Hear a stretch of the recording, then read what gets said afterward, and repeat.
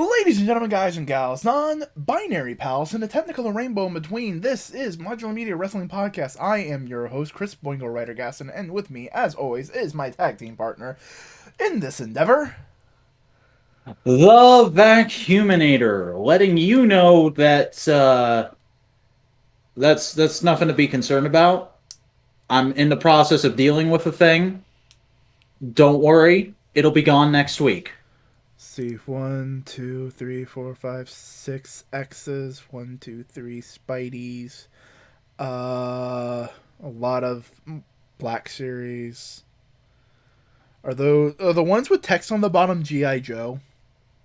No, the GI Joes are just below the desk. I think those are pre this style of packaging Black Series. You can see just a little bit of Lightning Collection poking out there on the bottom. Oh, I see another X at the bottom. Where is oh, that? Yeah. Yeah, that's the Magneto I was showing you Yeah, earlier. no, I was just making jest and joke at what I saw. I know, but I know what it is. They know what it is. Yeah. They're not idiots. But They're not idiots. They know what toys look like. yeah. They know what a grown man playing with toys looks like. They've listened to the Major Wrestling Figure podcast, damn it. I'm fucking name dropping that before we're even into anything else this week. Well, we're here to talk about wrestling, and you know what? I don't. Did anything big happen? Did anything big wrestling happen? I'm not sure. I don't know, but I've got some white clothes that are really, really stained with like red. I think somebody spilled some wine on them or Yeah, something. and there's a couple jumpsuits around here somewhere. They're weird. Yeah. There's no unifying theme. They all have like a bunch of weird cities on the back. Don't know where they're from. How long should we keep this bit up? It's fucking like we shouldn't even be doing it yet because we put the WWE shit up front. I know, but it's like we're gonna eventually talk about Blood and Guts. We're gonna talk about AEW Dynamite, but we have some other stuff to get through first, folks. Hmm. And the first thing up, because I don't think you really watched anything until the main thing, did you? Not really. No. Okay, so I'll try to be as brief with this stuff as I possibly can. In Hey, fact, I'll probably just give a synopsis of I, BTE this week. I failed on a lot of this stuff. Regular like household things, I've gotten them done. I've been keeping up with them pretty good. Good for you. That's way more important. Yeah. But starting right off with something that I found a bit problematic. Mm. So uh Hulk Hogan. He said the N word. not even that. That's not even It well, is problematic. kinda, sorta. Oh, I'm not talking about that though. I'm But Hulk making Hogan jokes is in the and thing I'm talking. jest. Can I talk about this thing? I don't want to be Yes. till 2 a.m. tonight. Um, but fucking okay. So if you're a wrestling fan, you know WWE has had a partnership with A&E for a while now, where they've been doing these weekly documentaries on major household WWE names. The first week they did Stone Cold Steve Austin. The second week they did Roddy Piper, and I talked about that one last week. And this week they did uh, Macho Man Randy Savage. And I watched that and the Steve Austin one because I had skipped the Steve Austin one, but people told me to go back and watch it. So I went and watched those back to back because I've honestly, I really enjoyed the Roddy Piper one and I enjoyed the Steve Austin one a fair bit. And they really struck me as what if Dark Side of the Ring, but we didn't try and make it seem like a true crime show. Um, and also we have access to people who are currently signed with WWE. All right.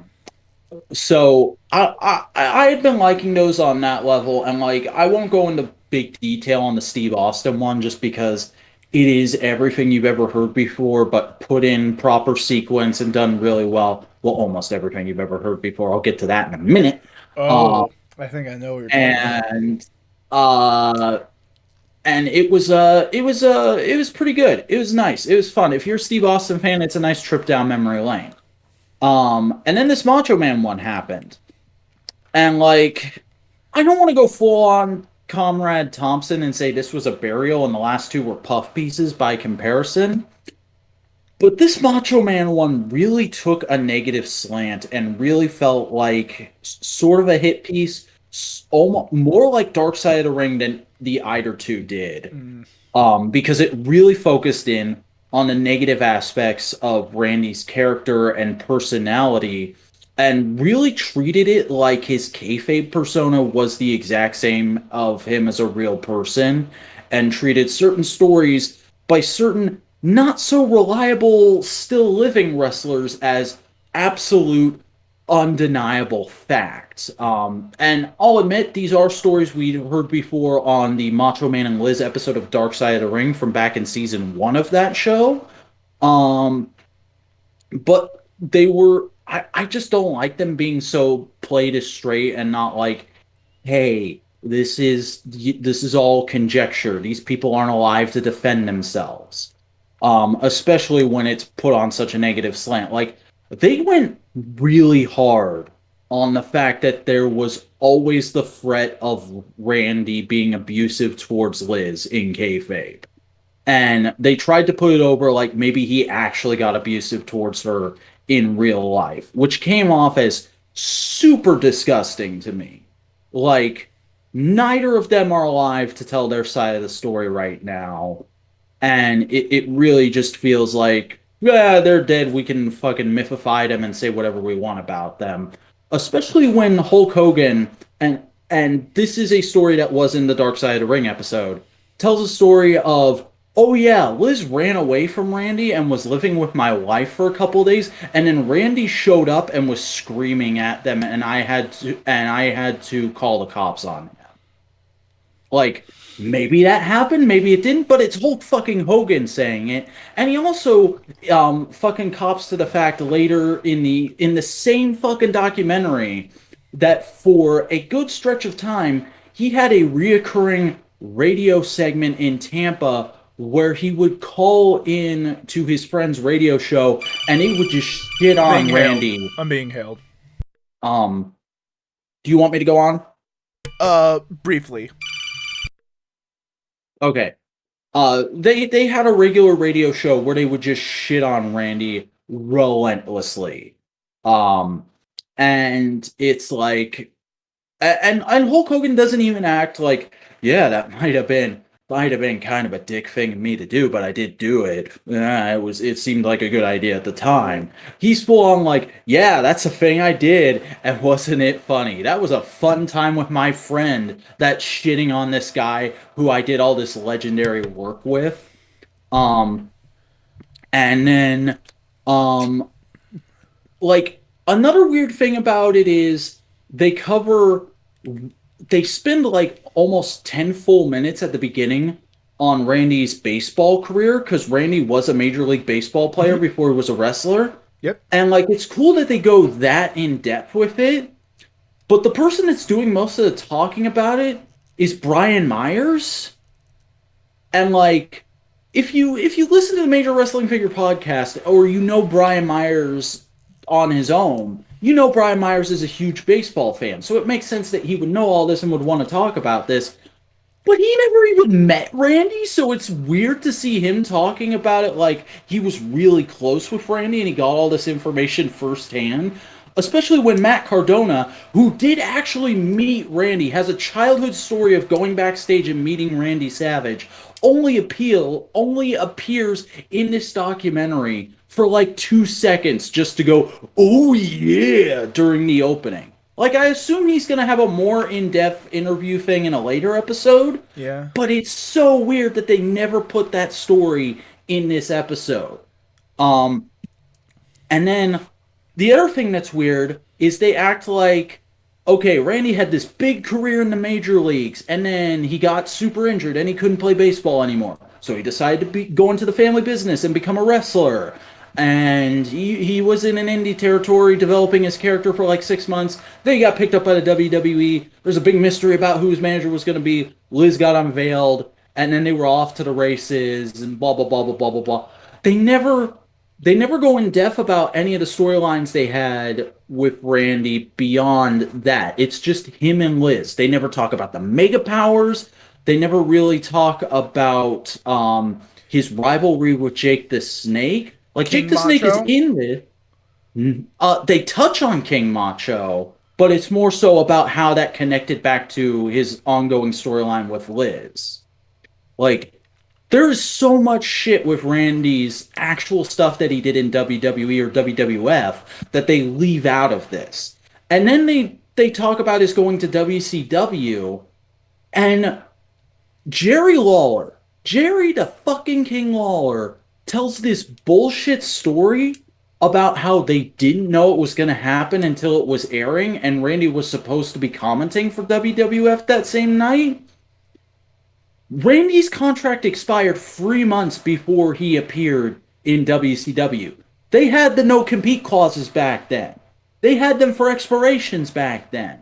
If Randy had appeared on WCW the same night he was supposed to be commenting for the WWF, his ass would have gotten sued into oblivion.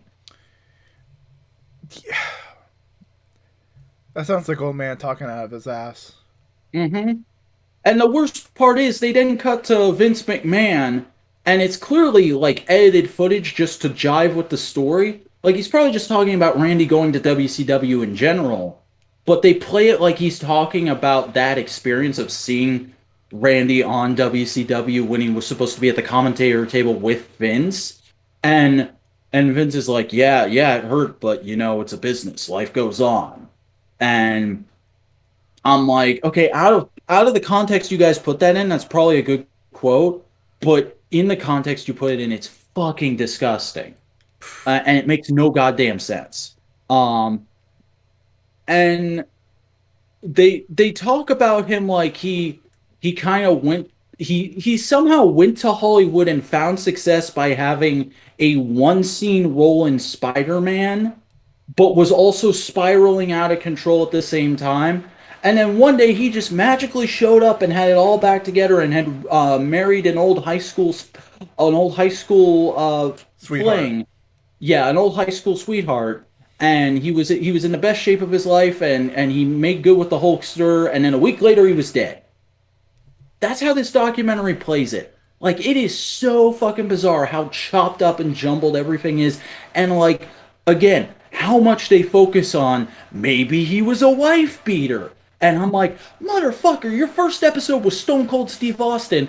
That's a guy who actually beat his wife, and they never talk about that during the Stone Cold episode. No, we that needs to be talked about to more to an extent. But Like, like, I get that he's probably not comfortable about it, but I almost feel like that's why he should talk about it. If only to say, like, yeah, I did it, I feel terrible about it, nobody should ever do that. let me be a warning to you. Hmm.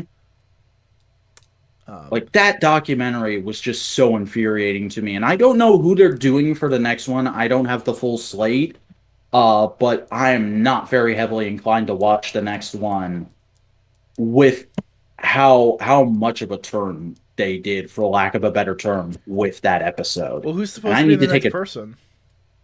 I could look it up, but I don't know off the top of my head. Okay, so we're gonna take a quick little break because I need to turn off some lights real quick. So I'll be right back. We'll be right back, All right, folks.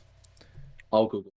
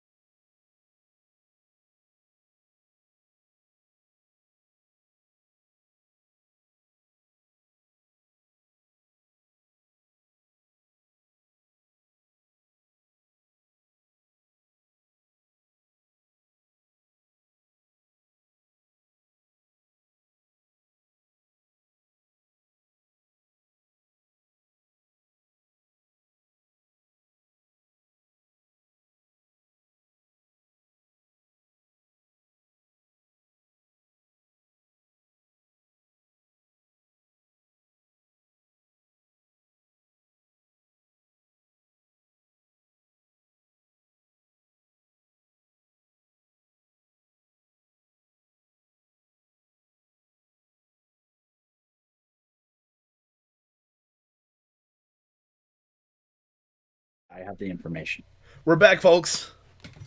And I'm not able to find the exact schedule for who's next, but I do have the full slate here. And the ones they have not aired yet are as follows: Booker T, Shawn Michaels, Bret Hart, Mick Foley, and Ultimate Warrior.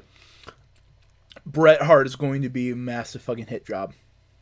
hmm And if like I know it won't be, but I'm just saying it right now.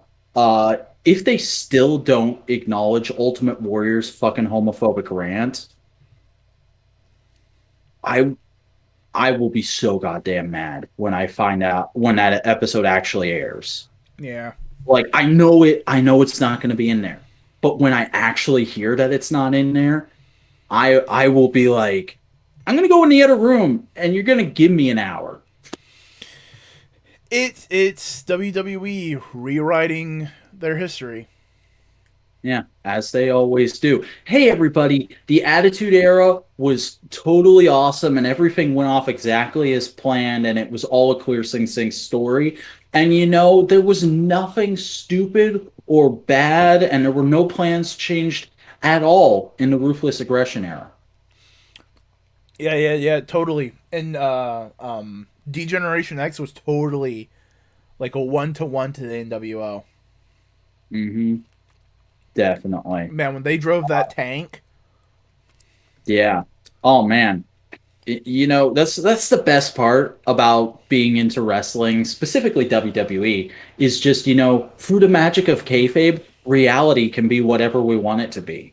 And Aleister Black really illustrated that well on this week's episode of SmackDown when he read the second chapter of his book, Reality, where he talked about how back when he was in high school, he was kind of the emo ignored kid in the back of the class, and he would just sit there fuming mad at everybody because nobody was living in reality. All this stuff they were doing, all this stuff they were learning, all the things they were preparing for in their futures didn't matter. It wasn't reality. And his father taught him that. His father taught him to see past that stuff.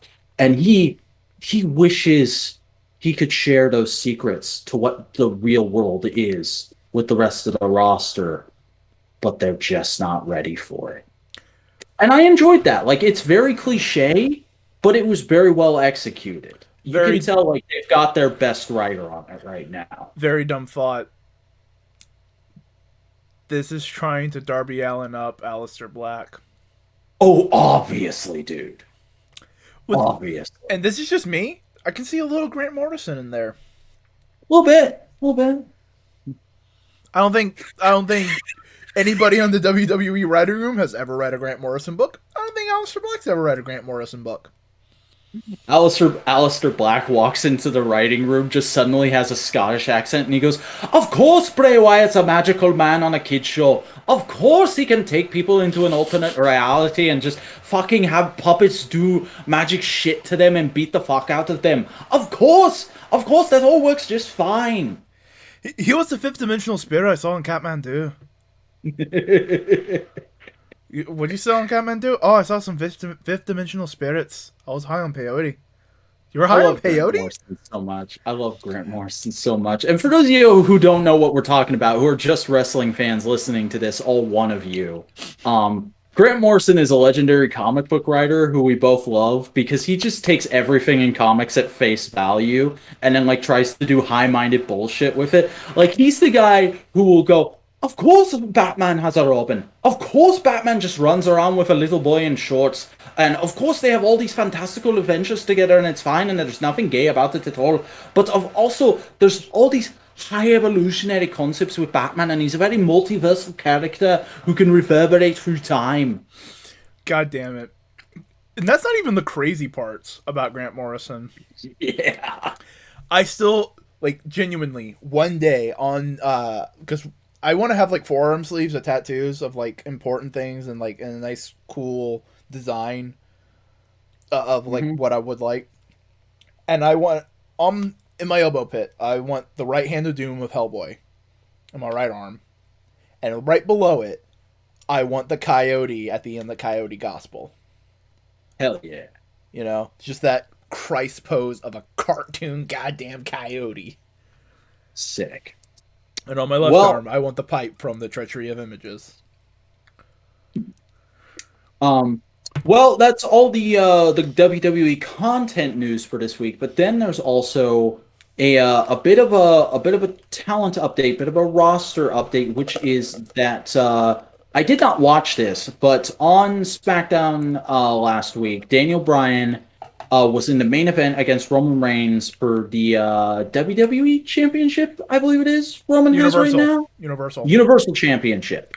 And the stipulation for the match was if Daniel Bryan lost, then he would be banished from SmackDown. They didn't say WWE, but he would be banished from SmackDown, as in, will never appear on this program again, or will never be a regular member of this program again.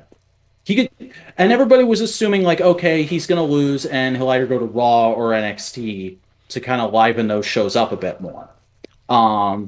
What nobody was expecting was that the very next day, Sean Ross Sapp of Fightful would confirm that Daniel Bryan's WWE contract has expired. And shortly thereafter, it was confirmed not like inherently, but subtly by WWE themselves, because Daniel Bryan is currently on the alumni section of the WWE roster on their website. Which means that as of this moment we're broadcasting, Daniel Bryan is a free agent. And that doesn't necessarily mean, oh, he's going to this company, he's going to that company. I mean, it's probably got like 70,000 missed calls from all those companies right now. But I personally think he's probably taking a bit of time off to be with his family, heal up, and figure out what he wants to do. Because he recently gave a couple interviews where he was very much like, yeah, I'm starting to hurt a lot again, and I'm starting to get at that age where I need to seriously think about retirement or going part-time or just really reconsider what I want my career to be going forward, because I also want to spend more time with my daughter because I love my daughter. And I'm And like, doesn't he have a second kid on the way, too? I think so. He might have already had that. They might have already had that second kid. I'm not sure. But Let the man rest. let the man rest. Yeah, and like personally, if I was a betting man, I'd say he's just going to renegotiate with WWE and sign a new deal. Now, would I love it? Would I totally flip my fucking shit if he showed up in AEW? Of course I would. I would flip my shit if he showed up in any company that's not WWE. Yeah. But also just because I don't think he's going to. Also because Daniel Bryan is so associated with WWE right now, just in everybody's head, seeing him in any other place is like goddamn seeing Hogan show up in WCW, you know? Mm-hmm. It's fucking mind blowing. Remember, before Omega and the Elite were really big, he was the face of the Indies. Mm-hmm. Because the face of the Indies was Daniel Bryan, then CM Punk, Daniel Bryan, CM Punk, then it was on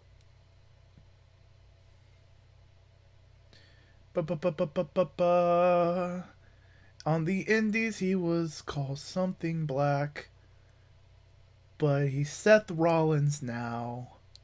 Tommy Black. And then it became the current NXT crop and the Elite. Yeah.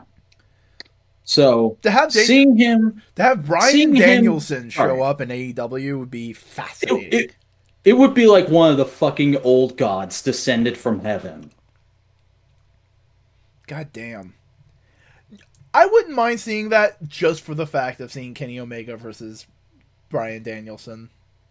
Because that would be his name there. Oh, God. Well, here's the thing. Until he officially resigns, in my head right now, he's Bryan Danielson. Dude, he goes to AEW. Tony Khan buys the rights to Final Countdown. And no, like, they never mention it. They never say it. And, like, several fat, sweaty men in the crowd just go like, and everybody else. Not everybody will pop, but the people who will pop will be loud enough to hear from the next state over. God damn. It'd be the same kind of pop as hearing. Dan. Hmm. I mean, just picture Tony Khan. Fine, if I can't have Punk, then I'll take the other one. God damn. Also, I can just see like Brian Danielson being able to really impart great fucking wisdom into the fucking roster in AEW. Hmm. No, but again, let the man rest. This is all fantasy wankery. Yeah, It's I nothing mean more than that's that. what most of this show is, isn't it? Yeah, like how many times do we go into fucking fantasy booking? Like, oh man, wouldn't it be Yeah, cool? Why do I just yeah. sound I like get Alan Moore? That what oh man, one what? of us.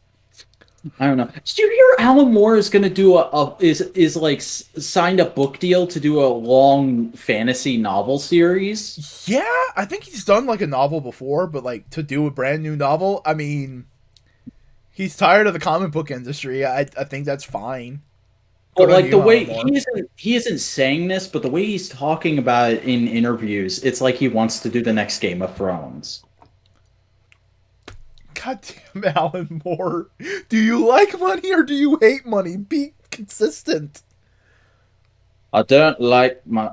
It's not Alan. I don't like money, but sometimes I really need it. God damn it, Alan Moore. At least Grant Morrison is honest with it. I like superheroes. I just want to fucking. Hmm. I just think they're cool. Yeah. Oh, I like superheroes. I just. DC can be pretty difficult to work with sometimes with the way they're constantly reshuffling shit, but you know, I come in and I write my story and I leave. I mean, fuck editors every once in a while, but like, Mhm. whatever. Hey, look at. Also, I'm never gonna leave an open plot thread because if another writer does something with a story I started, it really just feels like they're fucking my girlfriend. That's something they have actually said. That's something Grant Morrison has actually said in Oh, an oh no, I interview. believe it. The only time I've seen something like that happen was like goddamn Suicide Squad. Have you heard? Have you Hmm. seen this? Yeah. There was a version of the Suicide Squad where one of the members was Grant fucking Morrison, and they die in the same issue because he's looking down, typing on his typewriter, manipulating reality. Oh, comics are great. And hey, look, it's somebody who was in a comic book TV show that started a trend of comic book TV shows that tends to make me depressed these days. Yeah, god damn, DC can't ever have a win, can they? No, like we were talking about that before the show, and I'm not going to go into that thing we were talking about, Yeah. but DC has this annoying trend of like having a couple weeks where I'm really excited about like an animated project or a bunch of stuff that's going on in the comics, and then the next week they'll announce something live action that just makes me want to erase the part of my mind that knows stuff about DC Comics. Meanwhile, I'm over here at Marvel just fucking going like, hey, we got some Eternals footage. Sick. Yeah, people are standing on a farm. Standing on a farm and Angelina Jolie has a sword. That's literally it. I mean, what more do you need? Come on.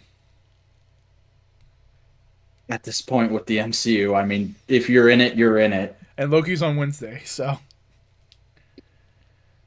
Yeah, I'm fuck it. I'll have to deal with spoilers because I'm gonna have to watch it on Thursdays. I have no time to watch anything that's not wrestling on Wednesdays. right. Folks, if you want to hear us talk more about comic books, you can always tune in on our YouTube channel, Modular Media's No Price Podcast. And if you want to find us on a podcast platform du jour, we're at no Modular Media's No Price Podcast. We talk about MCU comics, regular Marvel stuff, comics and things in general.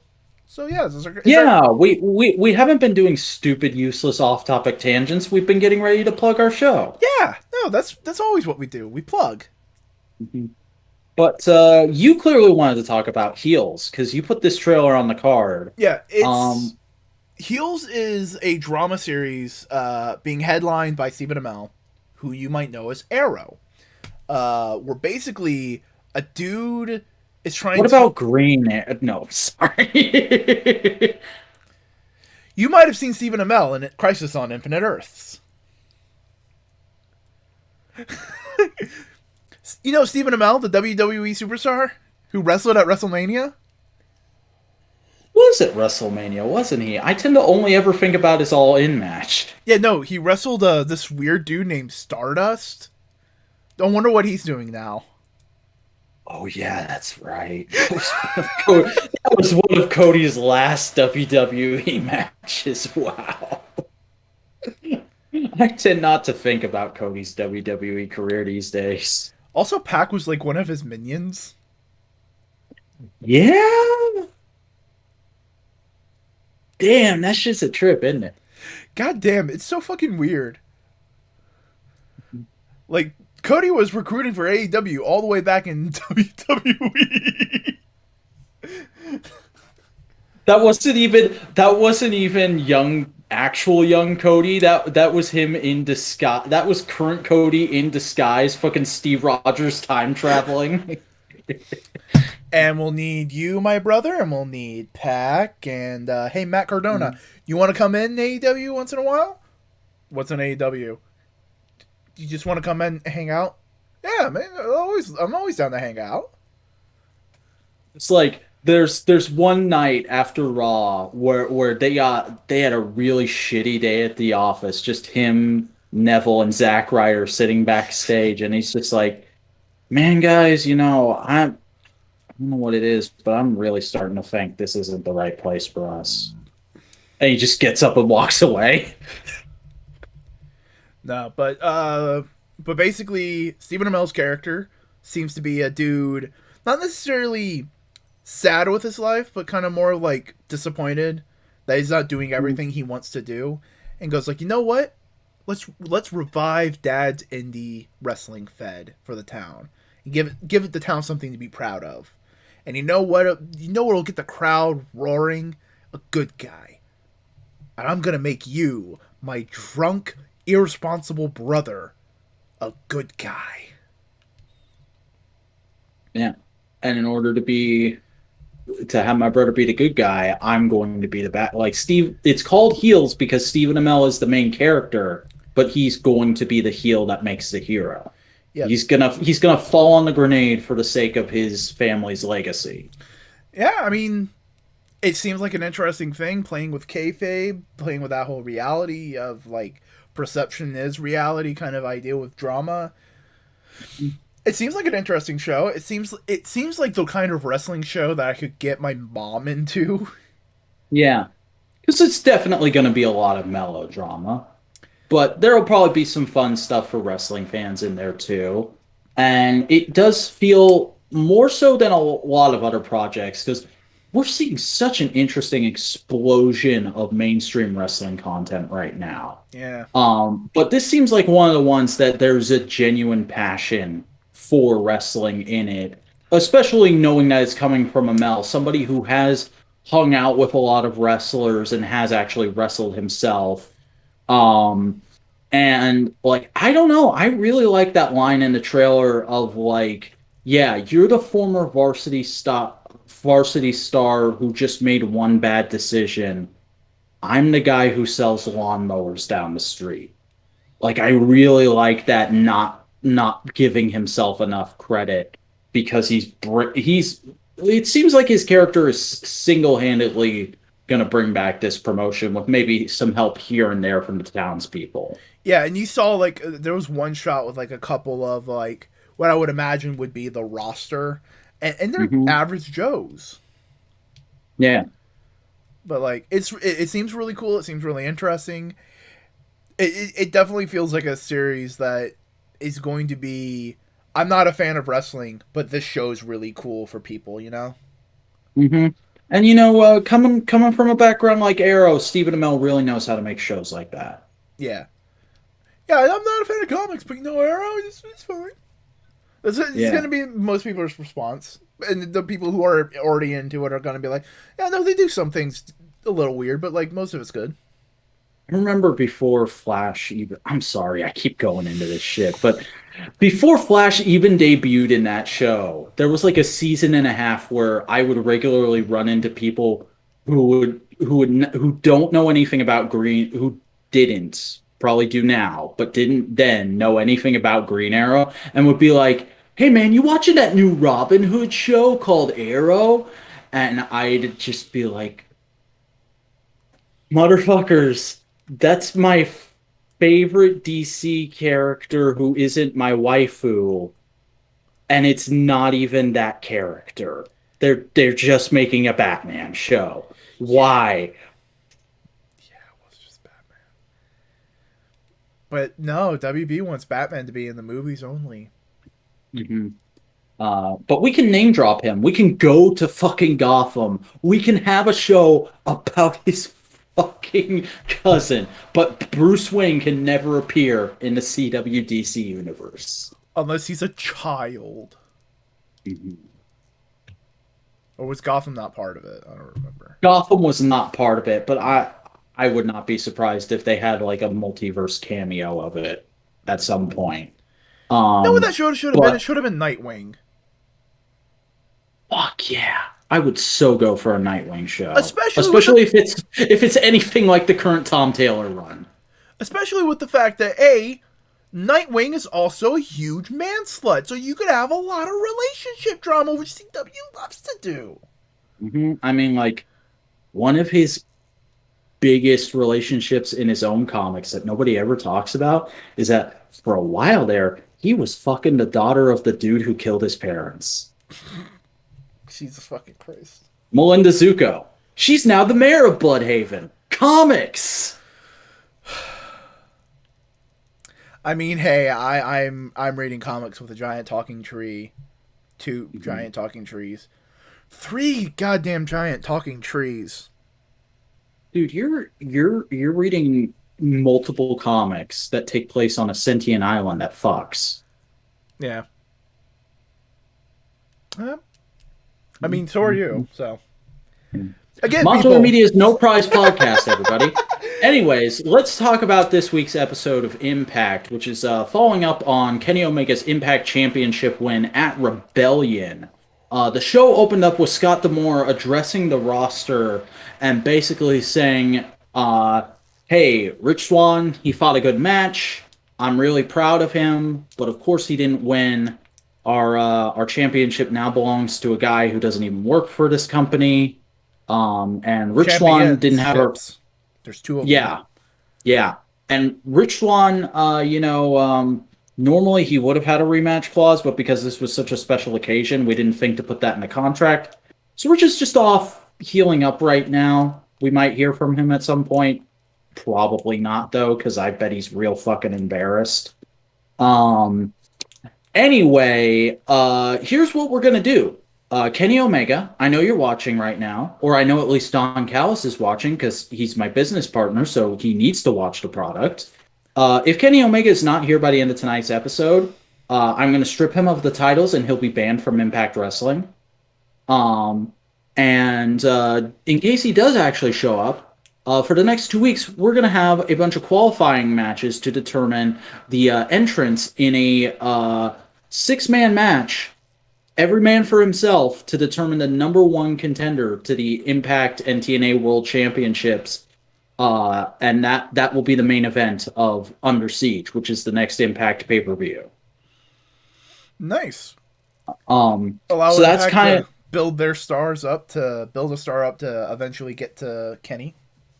And that's kind of the story going through Impact right now. It's just a lot of people in these qualifying matches talking about what it would mean to them to be champion for the first time or another time, how they feel about Kenny Omega and how he's been running roughshod over their company and wrestling in general right now, and really trying to build up some proper homegrown talent and also like throw a bone to newer people for Impact, because I did watch a couple of them, but the only real one that I felt was worth noting, just because I've been talking about these guys on this show quite regularly.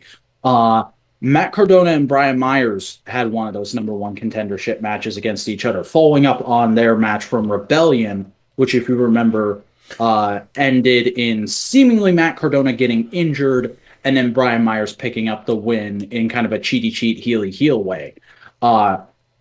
And this match was really about that. It was about has Cardona healed up? Can he get the better over his friend? Is this just going to be a repeat of the Rebellion match?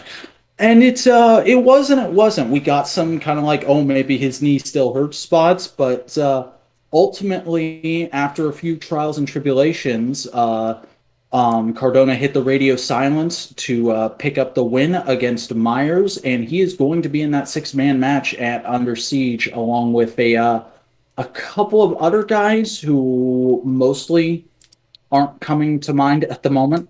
I apologize. Chris Bay will be in that match. I know that. Um, and then there was going to be a match to determine whether or not it would be Eddie Edwards or Sami Callihan also in that match in the main event. But that match gets interrupted when Kenny Omega does actually arrive. He was at the end of Impact, and him and the Good Brothers beat the shit out of Sami Callihan for a good couple minutes because Eddie Edwards was about to get pinned. Um, which is really smart because for like the last little while, Sami Callihan has been built up as like an impact guy. So for Kenny to target him as like you're the one I'm worried about, that makes a lot of sense. And I wouldn't like my heart, of course, wants it to be Matt Cardona versus Kenny Omega at the next Impact pay per view after Under Siege. But I think if Impact is smart, they're probably going to go for Sami Callihan versus Kenny Omega, and they're going to build that up as a blood feud of like, I really fucking care about this company, and you're just some asshole who came in here and took our title, because they're already set to do that. Um, and also, they're basically right now setting it up as a four-man feud of Kenny and the Good Brothers, and probably they're going to throw Nakazawa in there too, versus Sami Callihan, Eddie Edwards, and Finjuice, because Finjuice came out to make the save during that end of the episode beatdown. And that's basically all the notable stuff for Impact this week because I'm so out of sync with what's going on in the Knockouts division right now.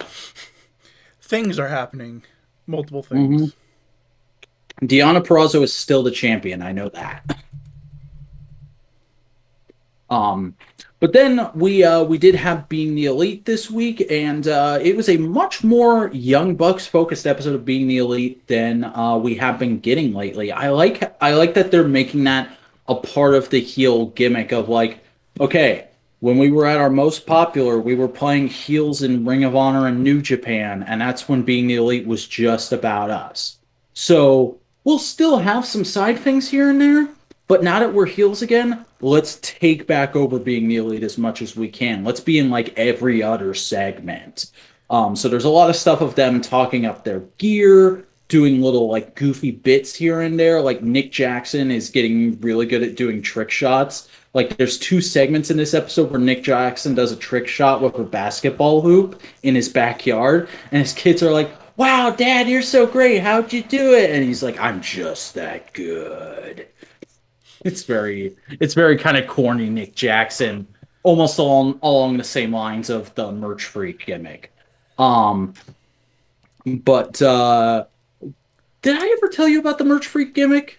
Dude, I watched Being the Elite during the Merch Freak gimmick. Okay, I did not know because we weren't talking about being elite a whole lot back then. Um, but yeah, there's a lot of them hanging out, being heels, being dicks, being good out old boys. But there was some Dark Order stuff too. Basically everyone in Dark Order, along with Tay Conti, basically being like, "Shit, we all lost our matches on the last episodes of Dynamite. That kind of sucks. We're all kind of down, man. If Oh, but Hangman really lost. Like he was ranked number one, and now he's back down at the bottom of the actual rankings graphic. If any of us ever gets back to number one, we need to unite together as a group to support that person. And what's interesting is that during that segment, Hangman isn't actually there to speak for himself. Um, Ooh. so you get the feeling Hangman's probably going to go back up to number one, and they're going to have that bit where they want to support him, and he's like, "No, I don't. I don't want to fight Kenny, you guys. I'm actually kind of scared of confronting him again."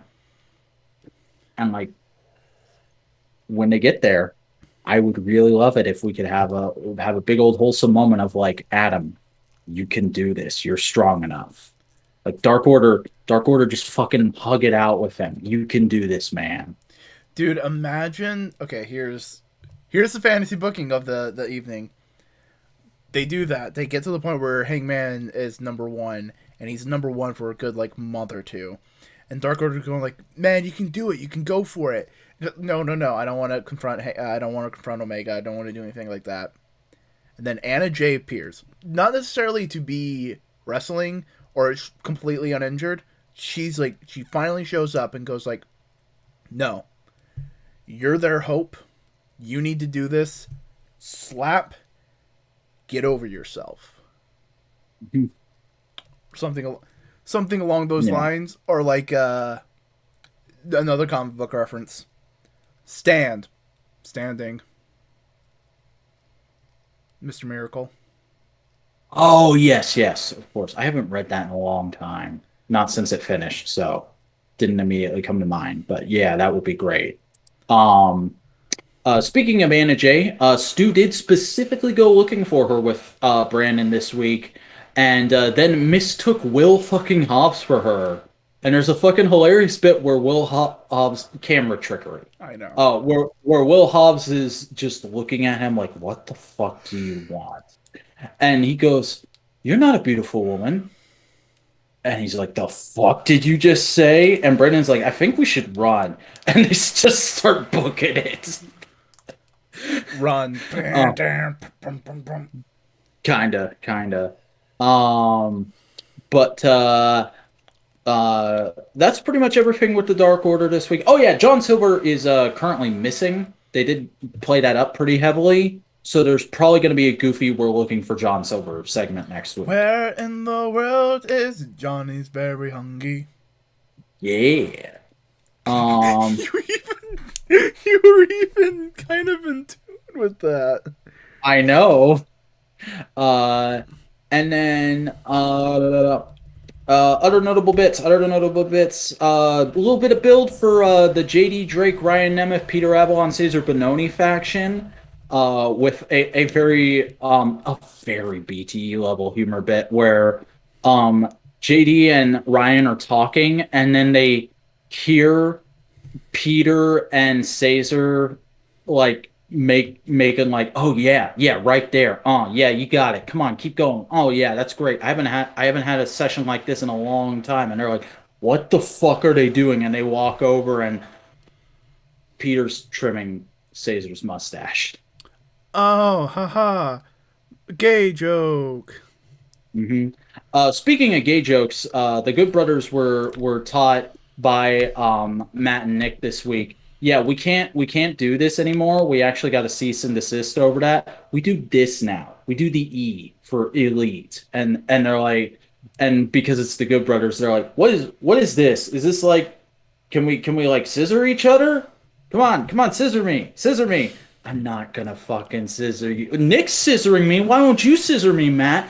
Because I'm not 10 fucking years old. I love how that's continuing. Like, no, no, no. We're heels and dicks with you guys. But we're not gonna fucking dive into this juvenile humor with you. hmm That's a nice little wrinkle to the character. Yeah. But yeah, that's pretty much all the notable stuff from BTE this week. And then we had a bit of news come out the day before Dynamite this week, which is that, or no, it was day of this Yeah, interview the morning aired. of. Um, Tony Khan in a interview with what was it? Was it like Was it Fightful? it wasn't Fightful. No, it was like it wasn't Fightful. It wasn't Wrestling Observer. It was the other one. The other one that we almost never talked about on here, which is why No, I can't remember their because name. Sean Ross Sapp is Fightful, Yeah. and Dave Meltzer is Observer. Dave Meltzer and Brian Alvarez. Yeah, Um, I think of Meltzer's the lead of it though, in terms of like yeah. news. Well, Brian Alvarez is the guy who's on everything, but they're kind of still going off of Meltzer's name brand recognition. Yeah. Um, but yeah, the story here is that Tony Khan officially confirmed that there will be a full capacity crowd in Daly's place for Double or Nothing. Um, it's happening, everybody. I've been talking about it a little bit here and there on Modular Podcast for the last couple of weeks, but the world is fine, or Yep. the United States is getting back to pre-COVID normalcy. With the vaccine getting out there and becoming more available, I am perfectly comfortable with this. I am perfectly happy with this. I think that's a good choice because it's still another bunch of weeks away. We have enough time that if things take an incredibly drastic turn for the worse, they can still pull out of it. Yep. But assuming that it does go through, and assuming that what JR said that they're going to start touring again in July is true, I think I think that's fine. That's the Yep. right call. They waited exactly as long as they needed to, and I'll go one step further. Um, if I'm able to, I'm gonna buy tickets to Double or Nothing for you, me, and Snowcone, and I'm gonna book the week off of work Yeah. because we've like, Go to an man, actual. Go to a there's legit. never gonna be a better fucking opportunity for us to meet up because Modular Summit at this point, I feel like It's we're a gonna year have to away. do it. It's We're gonna have to do it next year. Like probably next year, spring, summer, around there ish. And that's not me announcing that that's when we're doing it. That's me spitballing literally off the top of my head. So nobody it's take that as a fact. it's currently TBD, to be determined. Yeah. Yeah. Um, But I as far do. as us meeting up for the first time, what better opportunity? Oh yeah, especially because me and Cody Snowcone, who you can hear on Modular Components every Monday on YouTube. Hey, Um, this is just a pluggy podcast, I guess. oh, We we do went. that every podcast now. Yeah, we're shills. What the fuck ever. Yeah. We went to a full COVID era Dynamite. You can go back a couple episodes and hear that. I don't remember which one it was exactly, but me and him, we it was like during the birthday week, my birthday week. We went to see one of those Dynamites, and it was fun. It was great. It was grand, but it definitely had a different vibe. I know it has a different vibe than a full traditional AEW show. You know. Yeah. Because you haven't been to a full AEW show, but you've been to a few WWE shows. Have you ever been to an indie show? No, I went to a NXT house show. That's about it. I've been to a SmackDown and a local indie show, and I was gonna go to a few more local indie shows last year. I was planning to hit like every local indie show I could going into 2020, and then COVID happened, and our local indies have been going all like started going in February again. I haven't been comfortable enough to go until just recently being fully vaccinated, so I'll probably go to the next local Yeah. indie show if I can. But speaking of the whole like vaccination thing, I still do think masks should be required for Yeah. the foreseeable future. Like, Mhm. yeah, I know people are being vaccinated. Masks should be a regular part of our mindset when it comes to health from now on. Like, you're coming under the weather, wear a mask. Just do it. Mhm. It's safer. It's better for the people around you. You're not spreading shit. You know, Yeah. it'll probably drastically bring down flu cases in America. You know, because Mhm. that's the thing. America always goes through major flu cases every year. Like people die from the flu. I mean, I have a good bevy of actual nice, like, printed COVID masks now. And because of that, unless those things just wear out and fucking wither away in 10 years, I think for the rest of my fucking life, every flu season, I'm going to wear a mask whenever I go to a crowded place.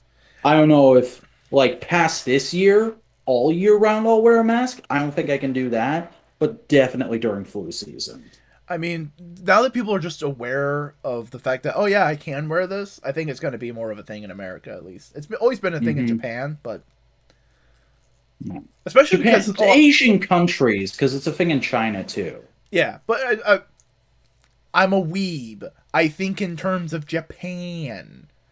Yeah. But like, and now there's also a bunch of people who actually accessorize with it and make it a fashion statement, and they're probably not going to want to get rid of it. So, Yeah. I mean, what am I gonna do? Throw out my Kenny Omega mask? Hell no. but that's kind of Um, the world we're living in now. It's just the thing we do now.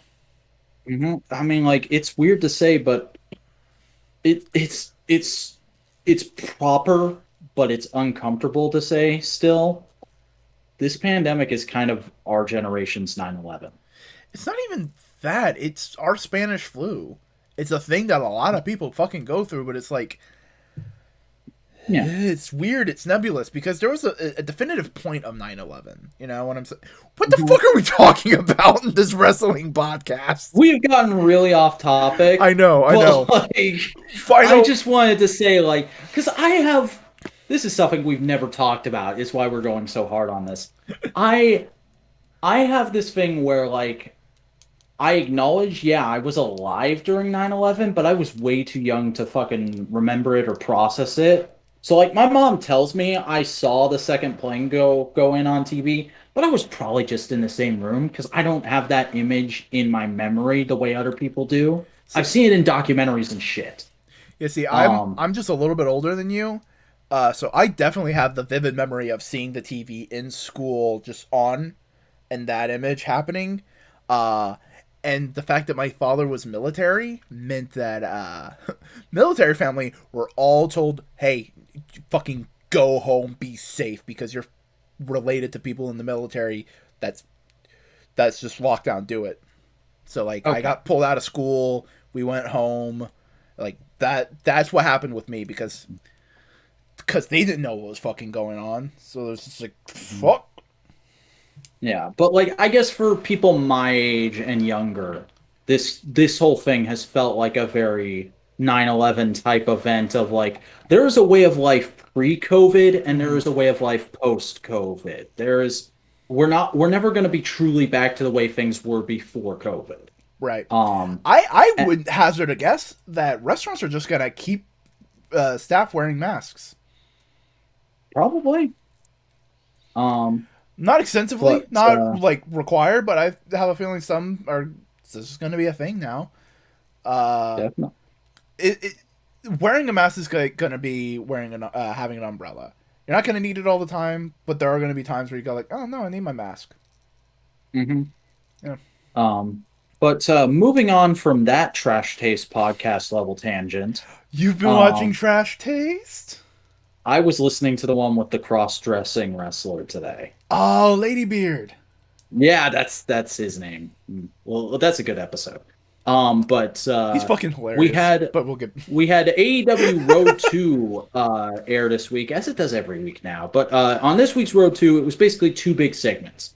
The first segment was a massive video package for the Blood and Guts match with little interview interstitials from all the different guys involved, Yeah, as well as a few talking heads here and there saying like, "Hey, here's here's the history of this. Here's how War Games got started, except we can't say War Games, except here's Pro Wrestling Illustrated photography of the first War Games match." yeah, and people Oh, and all the people they have access to who were in matches like that, going like, hmm. yeah, no, this is fucking hell. This is bullshit.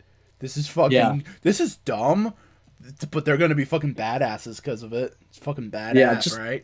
the juxtaposition in that of Arn Anderson and Tully Blanchard being interviewed, and one of them being like, "Yeah, my guys are gonna go in there and they're gonna kick ass, and it's gonna be a fucking baptism of fire for them. I can't wait." And the other one just being like, "That's that's a fucked up thing, and I'm glad my guy skirted out of getting out of that, even though the way he did is horrible for everyone."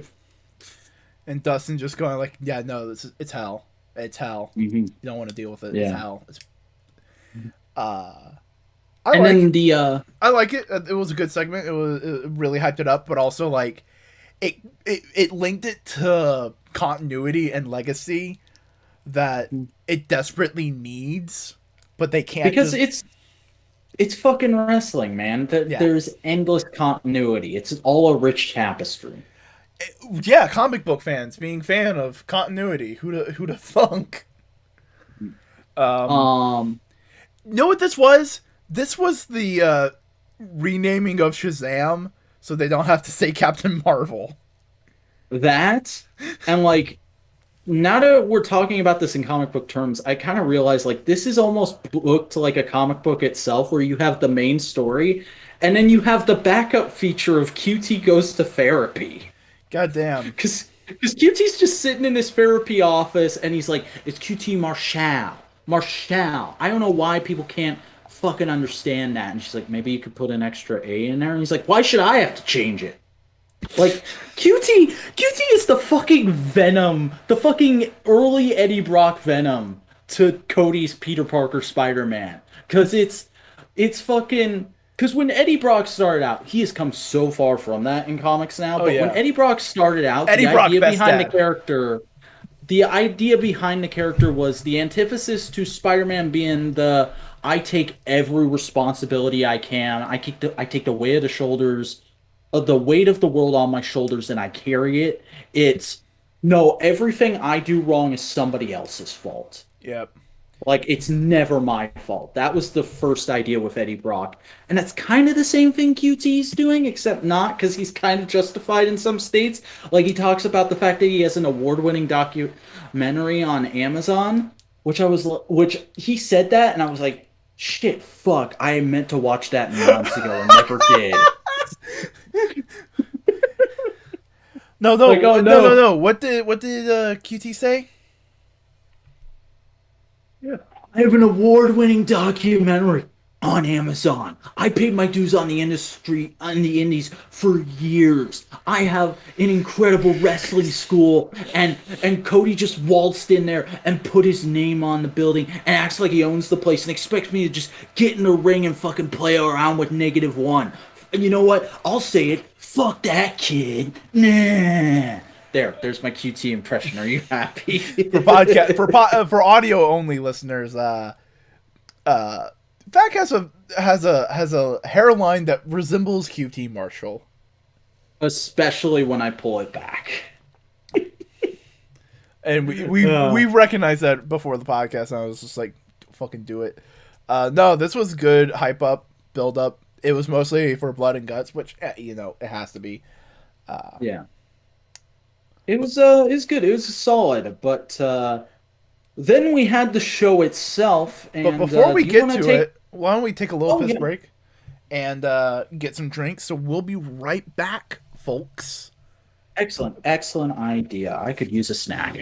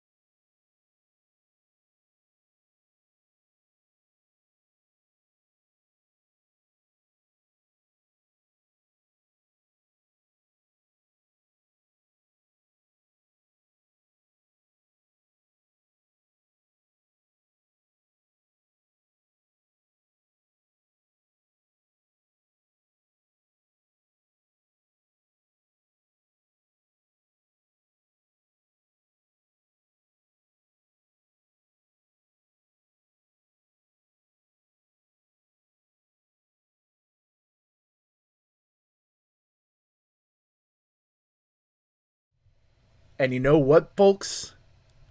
Let's talk some more wrestling. Especially this week, we have Dynamite, Blood, and Guts. Yes. Blood and Guts. First things first, we have the match that Jon Moxley asked for last week. Kenny Omega and Michael Nakazawa versus Jon Moxley and Eddie Kingston. Don Callis is in Kenny Omega and Michael Nakazawa's corner. We're calling him MT Nakazawa on the announce table. Is that a new thing? Because I hadn't noticed that before. I think it is a new thing, but I also think it might be just like that's his job title kind of thing, not his name, you know? Yeah, because he's stopped doing the baby oil gimmick very like within the last, I want to say, 6 months or so. And his gimmick, like ever since Kenny started walking around with Don Callis, his gimmick has just been, I am a backstage guy. I'm his assistant. Which, you know what, it's fine for Nakazawa. I wish he could do more because I like Michael Nakazawa. He seems like a cool dude. Yeah. But Don Callis comes out with Michael Nakazawa and they go like, hey, I know you wanted to fight Kenny, but Kenny's not here. So you're just going to go 2-on-1 against Michael Nakazawa. And Michael Nakazawa is going like, okay. All right, cool. That's the plan. He goes in the ring. Jon Moxley and Eddie Kingston come out the Jon Moxley door. Goddamn, if Tony Khan doesn't put like a placard above that door that says this is where Jon Moxley enters on Daly's place, he's missing out. He's missing out. That'd be pretty good. That'd be like the all-in plaque at the, what is it, the Staples Center? No, in Chicago. It's not Staples Center. It is a completely different stadium, but I know what you're talking about. Sears Center. Yes, Sears. I knew it was something with an S. And like MGM Grand also has a placard. Yeah, and the ECW arena. Oh yeah. Also Hammerstein Ballroom. I think they have something wrestling related. Because a lot of people use that. I think ROH uses it. I know Raw did it once or twice. But Don Callis says like, "Hey, you're not gonna fight Kenny Omega." Jon Moxley and Eddie Kingston come down, and Kenny Omega is there, and he bashes them in the head with a belt. Fucking great classic heel chicanery. Yep. It's a tag team. They go at it. Nakazawa, of course, eats the pin. And is abandoned by Omega, while basically Mox and Kingston just keep on whipping his ass. But then the Elite come out and kick them out. So there was really no win in this match. It was kind of just a big old angle, which is fine because it's clearly trying to transition Mox and Kingston out of the feud with Kenny and more into like their feuding with the Young Bucks. And I could see that. Elite. Yeah, people are theorizing that there's going to be a title match between the Young Bucks, Mox, and Kingston at Double or Nothing. I don't necessarily want that, but I could see them going that direction and making it work. I can see that being not Double or Nothing, but the TV pay-per-view in between Double or Nothing and the next one. That makes sense. You know, like Fight for the Fallen or something like that. Yeah. There was, but it's not like his DQ finish. It was an actual definitive finish. It was just more, it was more angle than match. It's more machine than man now. Have you seen that line's been coming back as a meme now that Bad Batch is out? Because apparently there's a clone character from Clone Wars who carries over into Bad Batch and apparently is like a cyborg in Bad Batch. Neat. Which is funny because I'm less than halfway through Clone Wars right now, and I'm like, I want to know who, but I don't want you to tell me who. I'm half tempted just to watch Bad Batch right now. I haven't watched any Clone Wars just because it seems interesting. I mean, that's fair. This is, again, we're totally fucking off topic again, but just real quick, like, I'd say now that I've gotten past the point where I always fell off with Clone Wars, it is worth watching. But you can probably do a lot of episode skipping. Like, I've skipped almost every Jar Jar episode, and I'm saying that as somebody who likes Jar Jar and Phantom Menace. Yeah. Like, there's something about Jar Jar in the Clone Wars show that makes him annoying to me in a way he isn't in Phantom Menace. And I'm in a minority saying Jar Jar's not annoying in Phantom Menace. I think it's because he's purposely because they play more into the political fool to justify what he did in episode 2 and 3. Mm-hmm. You know, Uh, but yeah, Bad Batch. It looks interesting. I'll probably watch it in between watching episodes of X-Men No Price Podcast. What's up? yeah.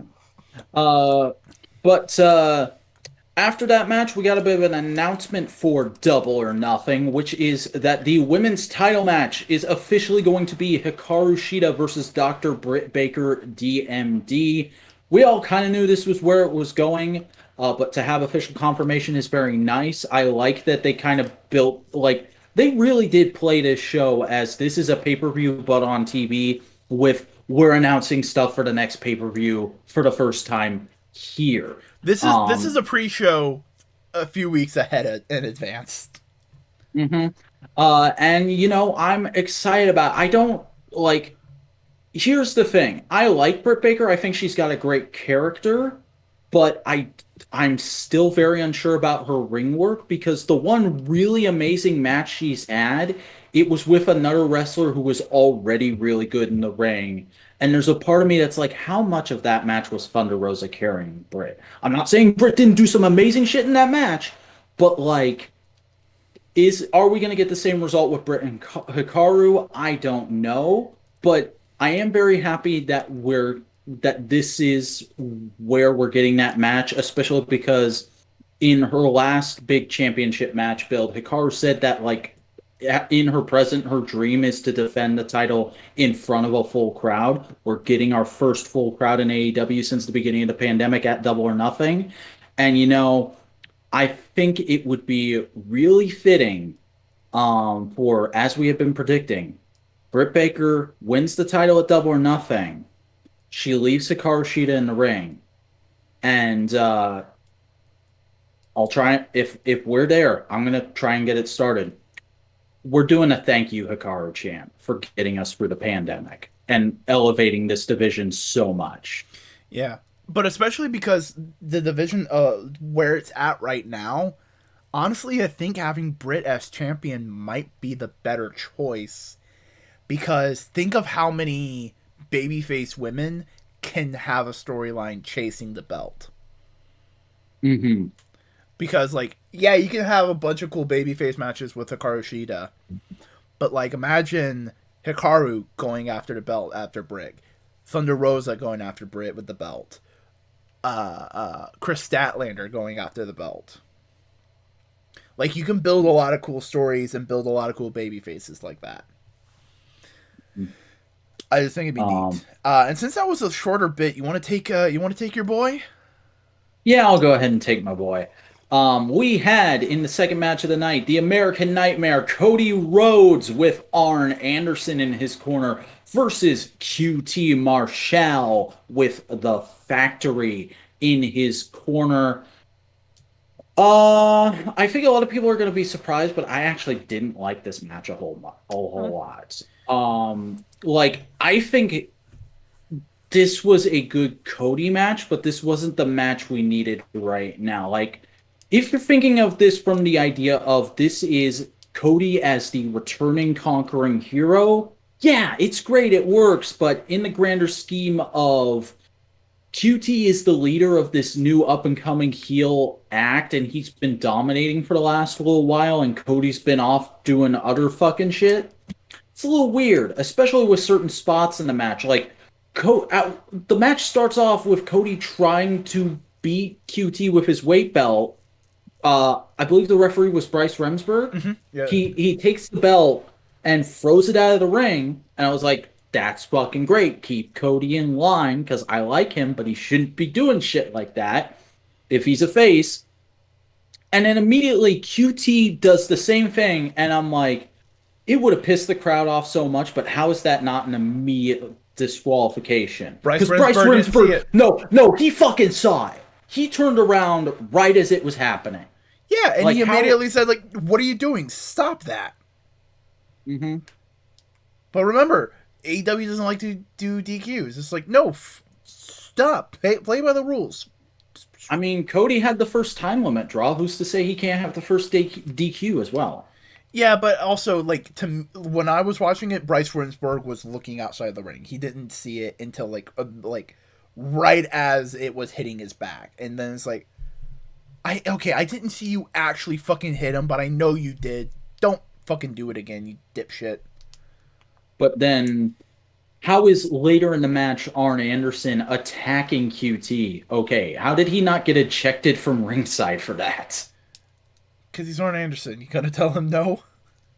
I'm kidding. I mean, I'm yeah, but like also, I also have a problem with it from a character perspective because Arn Anderson is the guy who's supposed to be keeping Cody in line. He's the coach. yeah. No, I'm not saying this match isn't. It doesn't have some weird spots. I'm just.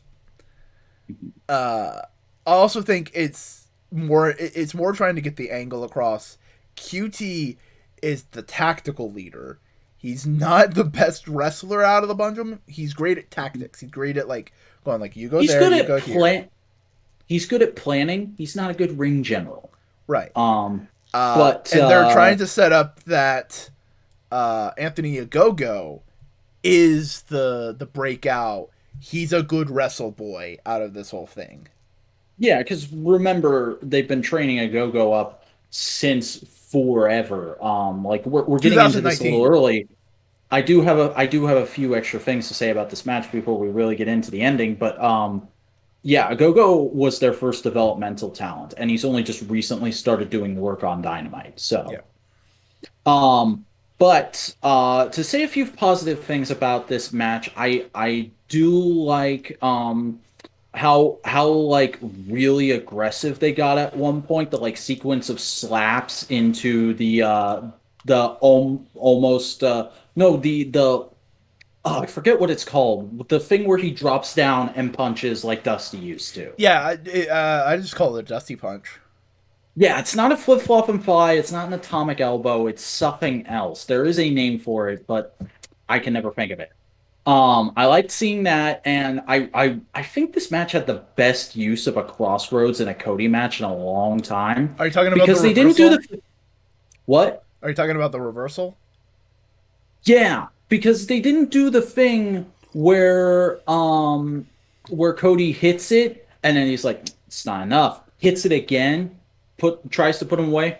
Oh, it's not enough. Hits him like four more times. They've done that. They were doing that in like every Cody match for a little while. And I was like, it's cool once. Now it's just making Cody look like a prick. Right. Um and like he doesn't have any other tricks up his sleeve. It was making him seem like Roman Reigns with the fucking Superman punch. Ooh, Um yeah. But no, he hit it once in this match and it was like a really powerful, impactful moment and there was a big pop for it. So it was really well used in this match. But ultimately it's not the way the match ends. It ends when Cody puts QT in the figure four and QT taps to the figure four.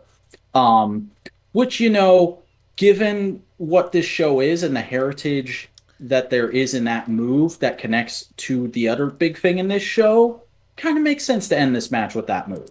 Um, but after that, Anthony Agogo comes out while the other members of the factory are checking on QT. Anthony Agogo comes out, goes to confront Cody. Cody's like, all right, yeah, let's fucking go. And he just fucking gut punches Cody. Cody falls over, and QT covers the American Nightmare with a Union Jack flag and walks away. yep. I also just want to commend QT on the fucking Crossroads reversal. Cody was doing a move, QT got him in a Crossroads. I just thought that was neat. Mm-hmm. That was Um, great too. yeah, like the factory. QT Marshall is the mouthpiece. He's the strategist. He's the planner. He is not the wrestler of the group. Yeah. And I think that's what this match is trying to get across is he can hold his own, but he's not the best. But that Yeah. doesn't mean you should overlook him. You know what I mean? As much as he hates Cody, he's never going to be able to beat Cody. And I think that's the thing that kind of sets the factory aside from all the other factions is it's a very similar thing to Team Taz, But QT is still ring ready. He can still wrestle, and that's not to bury Taz at all, because Taz is great. But the one thing Taz doesn't have in that faction is he can never have a match with all those guys. Yeah. QT could have a match with all his guys if he wanted to. QT, we could have Blood and Guts 2, Nightmare Family versus the Factory. Electric Boogaloo. Yeah. But in a one-on-one fight, QT's never going to beat Cody, and it will be a hell of a fight for him to beat Dustin. Yeah. But that's kind of the vibe of the story, because they're just trying to go like, no. QT doesn't want Anthony Ogogo to be where he's at his age. You know what I mean? Mm-hmm. He's going like, no, you need to be better, and like doing this will make you better. Yeah, and Aaron, Mark, watch his back. Yep. Because he is an arrogant British boxer. Mm-hmm. People don't like them. Yeah. There's a lot of people annoyed at the Irish MMA guy, so. Yeah. But next up, we have a little promo segment.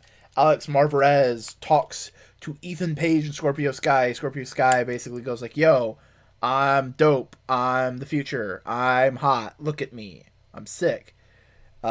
Then Ethan Page goes like, oh, hey, Darby. There's a lot of history between us.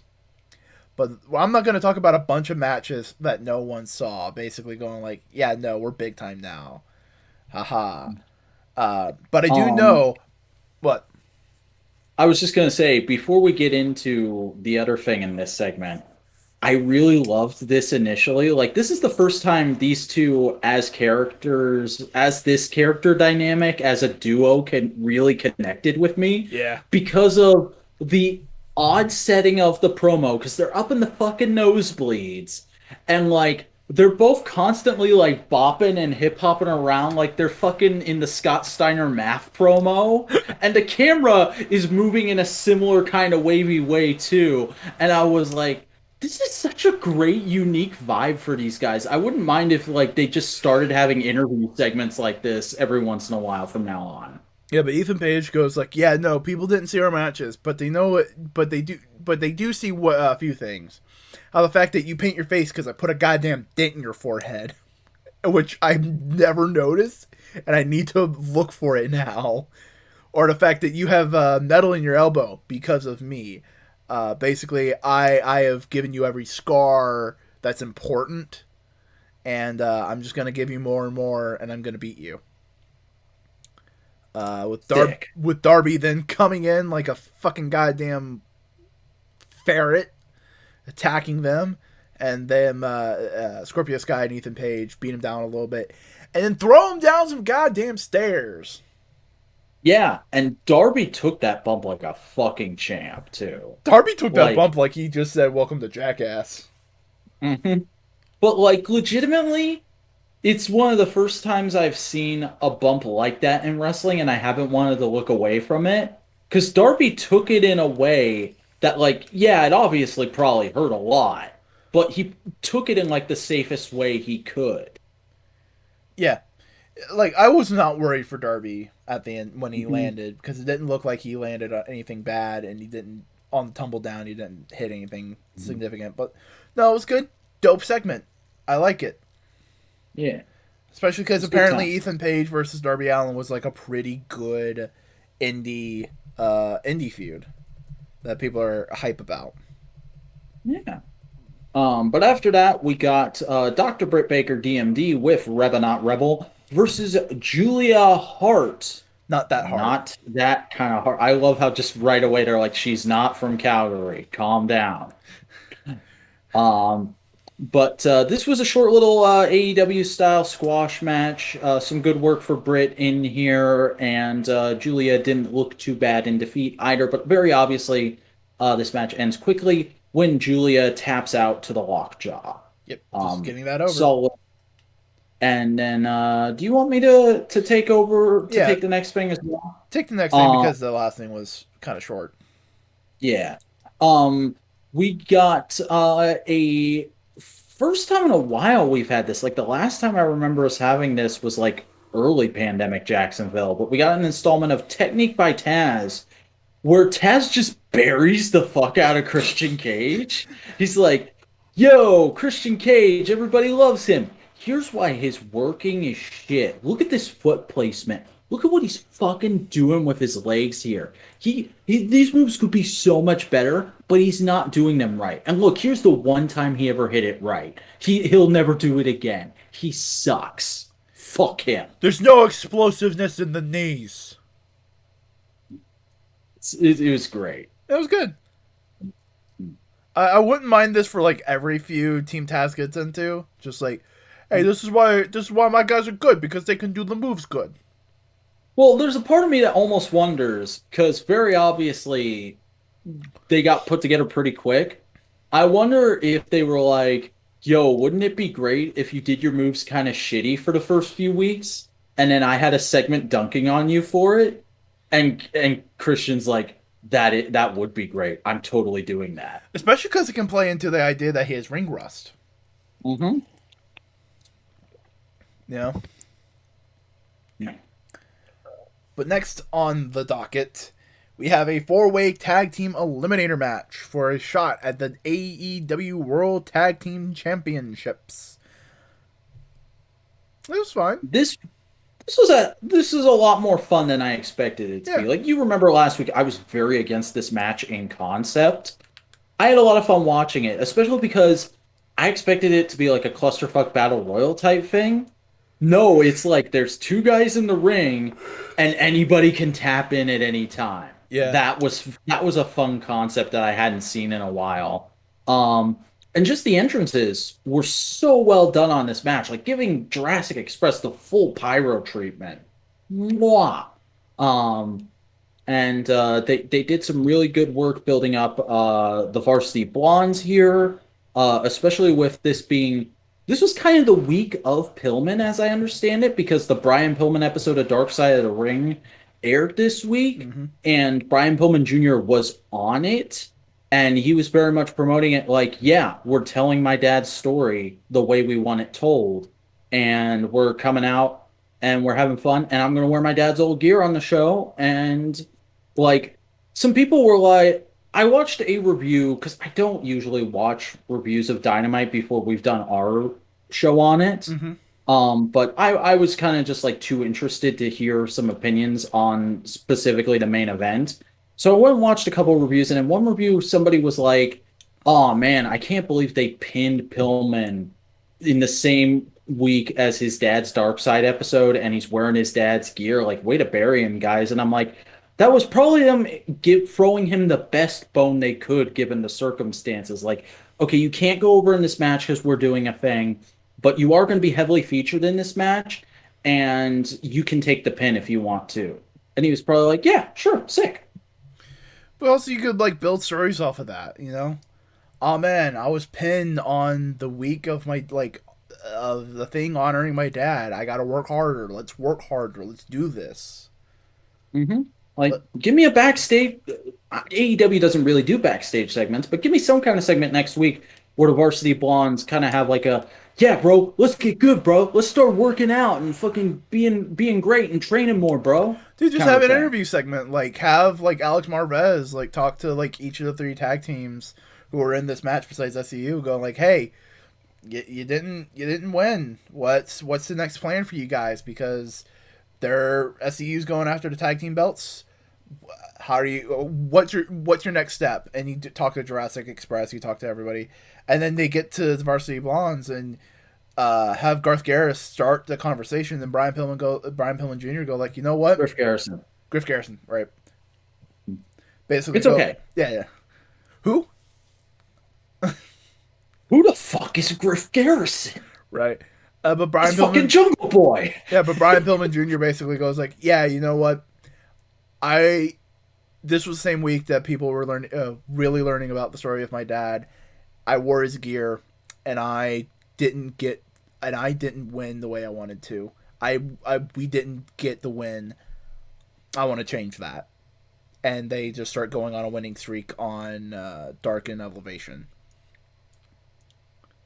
start Yeah. building up their rank, and then do like Varsity Blondes versus whoever's the tag champ for like a TVP pay per view, like Fight for the Fallen. Yeah, Build them up. definitely. Yeah, I'd be yeah. down for that. Do you want to take the Mox and stuff, or talk about Mox? Yeah, well, real quick before we move on, we didn't say that the match does end with SCU hitting Right. their finisher to pin Brian Pillman Jr. We kind of touched on it, but we didn't exactly say how it happened. The SCU got the win, so Yep. they are definitely getting the title match next week. And they're Um, definitely losing, giving heat to the Bucks. mhm. Um, And then after that, we got a video package for Jon Moxley versus Yuji Nagata. I said Nagata last week. Sorry about that. I didn't know. But Yuji Nagata for the IWGP United States Championship, which will be next week on Dynamite. Next week's kind of the night of the belts. Holy shit. But it's really just like giving you the most abbreviated history of Mox in New Japan as they possibly can without making it feel completely disorienting. But it's like, hey, Mox is the Death Rider. He has a move called the Death Rider that It he looks hits a all the lot. time in Japan. It looks a lot like Mox's DDT here in AEW, but it's completely different. Mm-hmm. Uh, but he won the belt in a very big, very awesome fashion, and he's been ruling that little division for the last little while. And here's all these defenses he's had, really super quick, so you don't even really think about it. Here's Oh, by the way, Yuji here's a bunch Nagata. of New Japan footage on American television. Mhm. What? Like, that's the thing that got me, is like, what the fuck? We're watching New Well, Japan? did you see New Japan uploaded all of his title defenses in one video?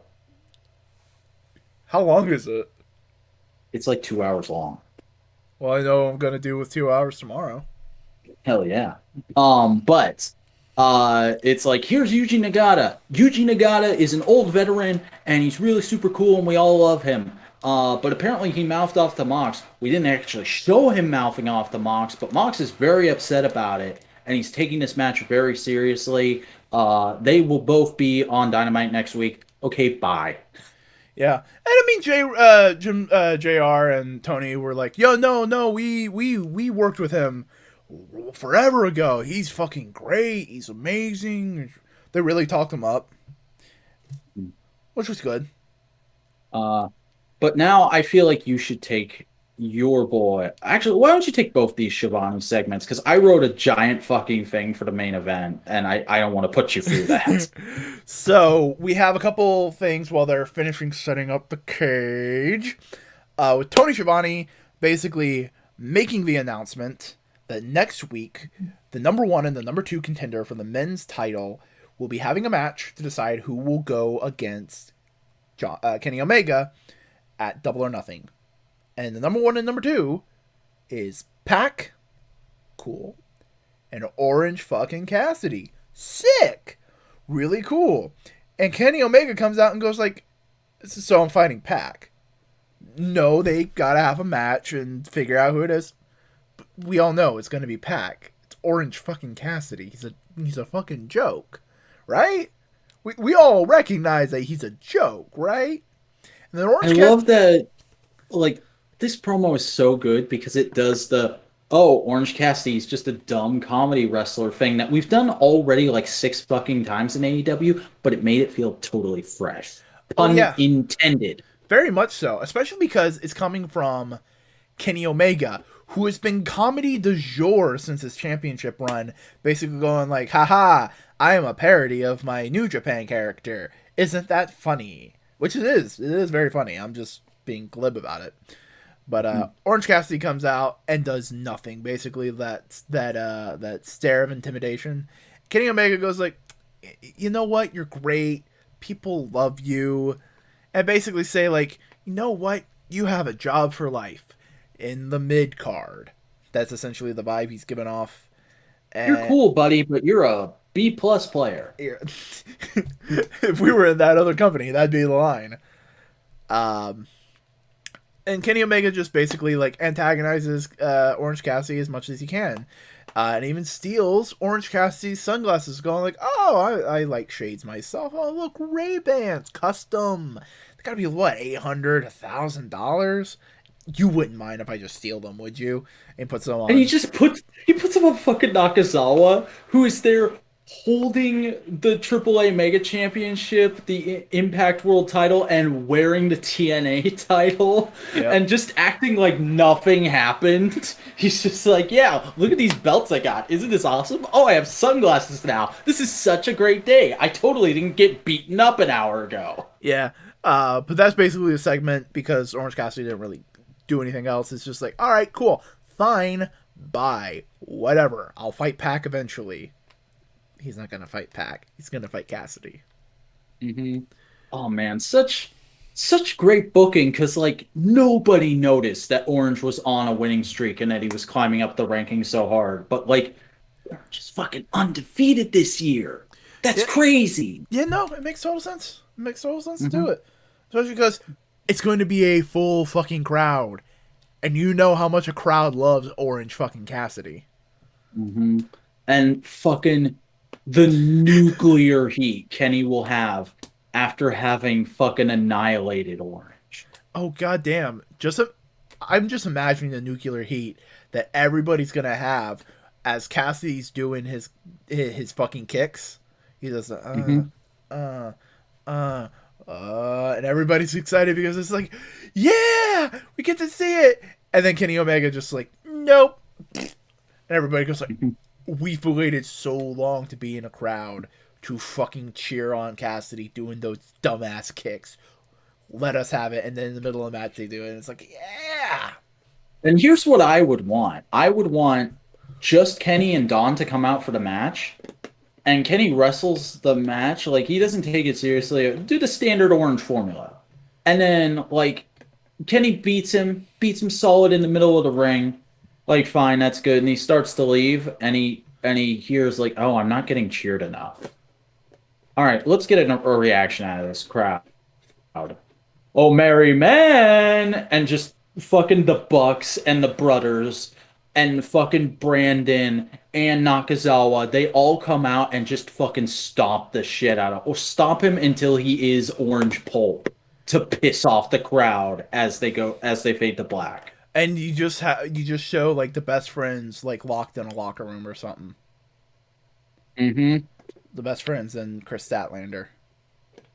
Yeah. Chris Statlander's a member of the Best Friends. Yeah, no, that's what I'm saying. It's like I'm talking about the best friends tag team and Chris Statlander. Instead of saying Chuck T and Trent, you know? Trent? We also have another interview segment from Simeon while they're still setting up the goddamn cage. Which is fine, because like the cage is such a unique. It's such a unique and wonderful interview set that I'm like, yo, could we just keep the cage suspended above Daly's place for the rest of the time you're there, and just lower it down for interviews? It's sick. It looks great. But basically, Miro comes out and goes like, "Hey guys, I'm a psychopath now. I want to win. I want to beat people up. Darby?" And we all go, "Yes, please." Yeah, that sounds good. Mm-hmm. Let's do it. Yeah. Fuck, I want Miro to have that belt so bad. And just, like, go on a fucking Goldberg-esque fucking tear over Dark and Elevation, just everybody. You know what would be great? Miro gets the belt, and Ethan Page and Scorpio Sky are like, all right, I care about the belt, you care about Darby. Let's split up and agree to meet back here in a few weeks. Or, different pitch.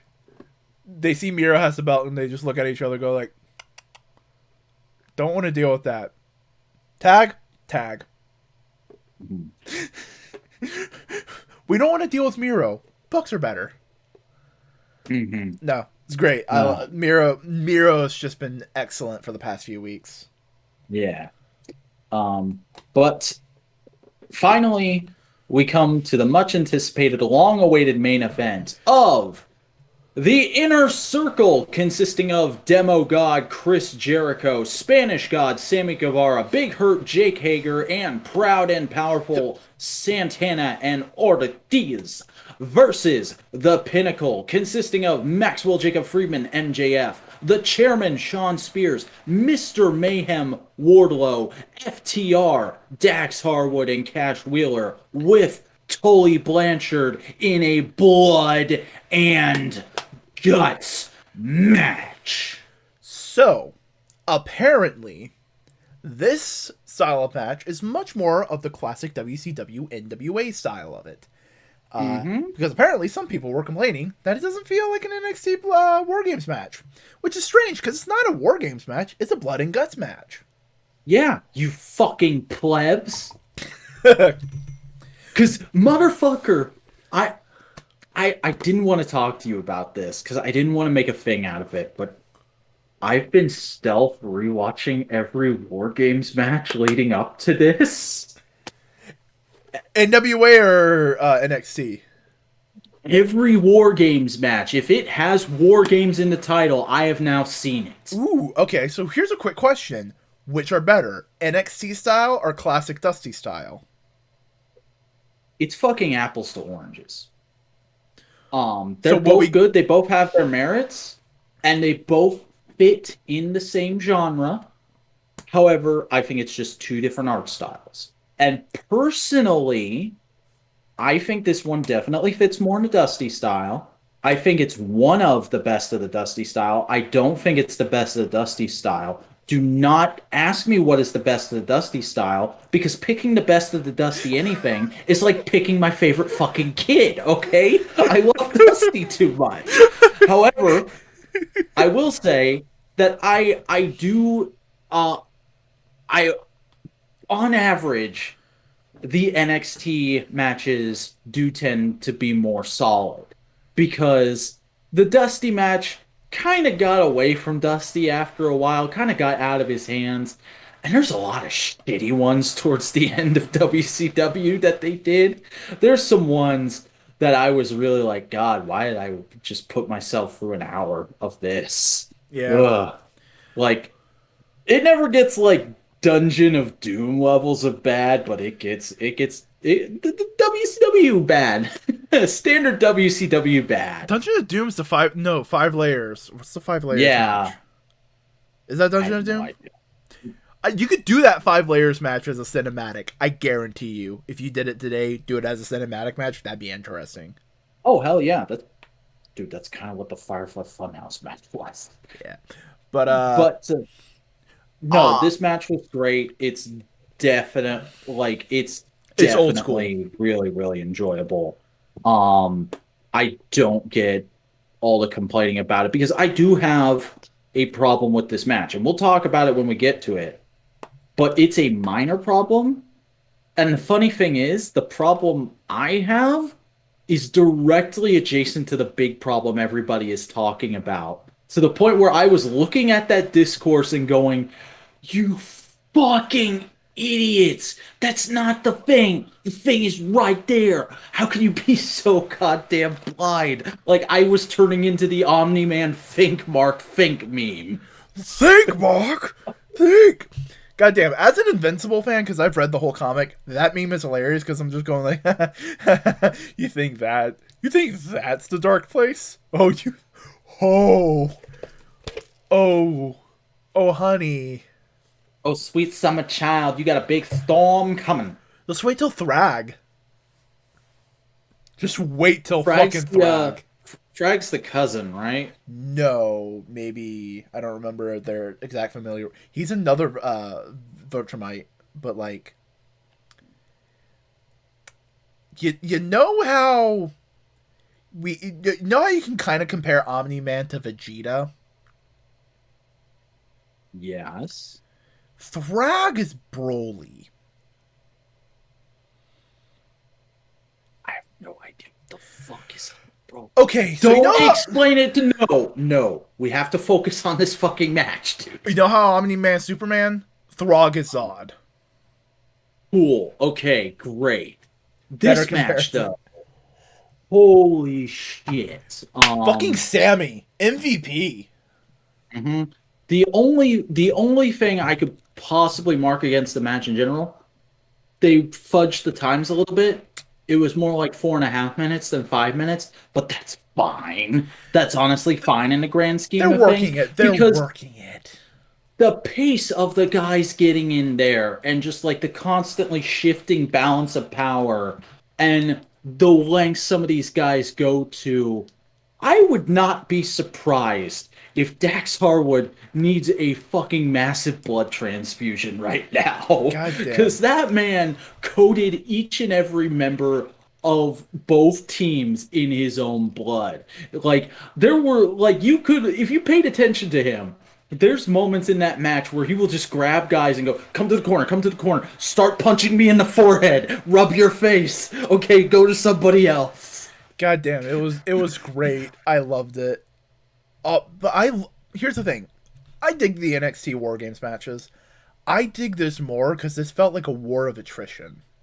Mm-hmm. This this felt like goddamn. You could feel the energy draining from them as time went by. Time goes on further and further and further. And there was escalation. Like there were different styles being represented as weapons. There were literal weapons being represented as game changers. Sean Spears coming in with a chair that had his logo printed on it, which I think somebody theorized might be the chair he actually hit Cody with. Um, but he comes in with that, and it's a total fucking game changer, and ends up being his downfall in the match later on towards the end when Sammy hits a coast to coast and bangs that chair right into his Man, face. that coast to coast was money, money, money. Yeah. And just fucking when Ortiz is in there by himself and both members of FTR are beating the shit out of him against the cage, and Santana is just like, you fucking wait until I get in there, you motherfuckers. Goddamn. Uh, That and was then great. I also love just FTR ripping up the ring, going like, we need more hard things to hit these people with. While Sean Spears is undoing a turnbuckle, so they have that rod to hit people with. yeah, Because here's the thing, it was not it wasn't just like, oh, we're throwing in the garbage can full of like hardcore weapons with kendo. It wasn't those. It was, we need to makeshift jerry rigged weapons in order to beat each other with. It was scratching and clawing at every advantage they can get. it was fucking prison warfare, which is exemplified in, okay, because we skipped over this, but this is very important. Inner Circle, there's team uniforms for both sides. Inner Mm-hmm. Circle is wearing black prison jumpsuits with the fucking arms ripped off like they're a biker gang. And on the back are their names and the location of the closest prison to their hometown. That's a nice touch. Also, there's a great metaphor there. Because remember, these guys were heels before, and they're trying to basically make an atonement, saying, like, we were wrong. We need to be better. They're punishing themselves. Mhm. They're prisoners of their own actions. All the while, the Pinnacle feel like they are completely justified and they are in the right, so they're in all white. Mhm. There's And beautiful like symbolism they there. they came out first, and it didn't even hit me until like halfway through the match, that symbolism. But they came out first, and I was like, because of course these motherfuckers are gonna wear white in this match because it's blood and guts, and Dax Harwood is in this match, and he's just everybody's gonna fucking bleed. Everybody's gonna. And it ended up being like only four of the guys total bled, but all four of those guys bled enough for everybody. Oh, There was God. enough blood to go around, Oh, yeah. motherfucker. Oh, hey, not enough blood? I got a fork. Uh, God damn it. I fucking love the fucking calls to Abdullah the Abdullah the Butcher. Butcher. My God. And the bit where, oh my, like the final bit when MJF gets in the match and he just like calmly sort of works his way across the two rings and just goes up to Jericho and is like, "You're a dead man as soon as you step in here. You're a dead fucking man." And Jericho's just like, "I'm looking forward to it. Can't wait." Goddamn. Mm. And when they come in, it's just very much like, all right, we're starting now. Fuck y'all. And they just and like NXT's done this spot where they like are on each team's on each side of the ring and they go to the center ropes and start beating at each other. This they were jumping over the ropes. They were trying to get to each other. Uh-huh. They fell over each other. That's the thing I love. Like people could say like, "Oh, that's a botch." I love how often they tried to pick up a guy and it just feels like their muscles gave out. It's like, you can't do this, man. We've gone through too much for now. Hmm. Like Also, the yeah, go. like I like it was weird. The watch through of this show I was doing was half the TNT feed, half the fight feed. Mm. So like there was some of this where I was like, oh, this is a regular commercial break, but I'm watching the fight feed. That's fine. But then like the one thing I was upset I missed, Wardlow entered during a commercial break. Mm. That's kind of a lame choice, but like they have no control over Yeah, see, that. I just watched the fight feed only, and like I can understand why people say like, "Oh, the commercials took me out of it." I didn't have any of the commercials, and I thought it was fine. Hmm. Like even the people, even like the idea of like there was pacing problems with the commercials. Like I can get that, but like it's fine. It wasn't. It does take the match down, but it's not like it doesn't make the match bad. It just makes the Yeah. match less good. And I mean, like even with those commercials, um, I have to give it to TNT Mhm. for finally pulling the trigger. First time ever during an airing of Dynamite, there was not one but two parental advisory warnings Yeah, before the show. I saw that and I was like, holy shit, that's fucking dope. But the next time they Yeah, do a match like this on Dynamite, get a sponsor. yeah. That'd be fucking dope. Blood, Blood and Guts brought to you by Mountain Dew Game Fuel. Blood and Guts brought to you by Cracker Barrel. That's the gimmick. It's just there's a two barrels, one for each team, and they have to decide what member brings the barrel in. But there's so much good shit in this match. Like I love how everybody had like their own forms and styles. Like, because at one point in the match, Jake Hager is just fucking beating Wardlow down like MMA style. They're on the ground. And he's like pounding him MMA style. Hmm. Uh, And like that moment when those two finally got to tee off was just such like a holy shit, I didn't realize it hadn't happened yet, but here we go. yeah, because they had like a sparring match once, and it was like, oh, it's friendly. Hey, we're getting it off our chests. Now it's like, oh no, we hate each other. We can actually say we hate each other. Sick. Ah, man. But no, And this is fucking like, oh, that ponytail. You know, somebody was like, oh, that should be like a great like kryptonite thing for Wardlow. And MJF was probably like, yeah, no, but we're gonna save it. Nobody's gonna use it for a very long time. no, but this match felt very old school. It felt very paced. It felt very labored. Like this is a match I think you could send back to the '80s and go like, hey, this is a match from 2021, and they'd be like, shit, sick, nice, Wrestling's still wrestling. That's awesome. and then show And then you Orange show them the Cassidy. Young Bucks and they just burst into flames. You know damn well Dusty would be like, does it make money? Doesn't fucking matter. Good. What's my boy doing? Which one? What? I Um, have a second one. but, but then ultimately the match does go into its ending sequence when Tully Blanchard assaults one of the referees because Uh, that was Bryce a thing Remsburg. very clearly stated in the rules. Love that they took like a minute and a half to explain the rules before the match started. But the only people with keys to the cage were the two referees, and there was one referee for each team, making sure nobody tried to get into the cage before it was their turn. But Tully Blanchard assaults the Pinnacle referee, takes his key, opens the door, Max climbs out and starts climbing to the top of the cage. So Jericho goes after him. And they get up to the top, and Jericho gets him in the walls. And you think, okay, this is how it's going to end. Max is going to tap to the walls on the top of the cage. That's a cool visual. Nope, Max escapes. He puts him in the arm bar. Not working. Salt of the earth is not enough. So he stomps on Jericho's foot. Hand. Put Stomps on his hand, yeah. Stomps on Jericho's hand with his foot. Is probably what I meant to say. Puts him back in the salt of the earth. Still not enough. So he takes out the fucking dynamite diamond. The dynamite diamond still matters, you guys. It is protected. He takes it out. He hits Jericho. And then he brings him to the edge of the cage.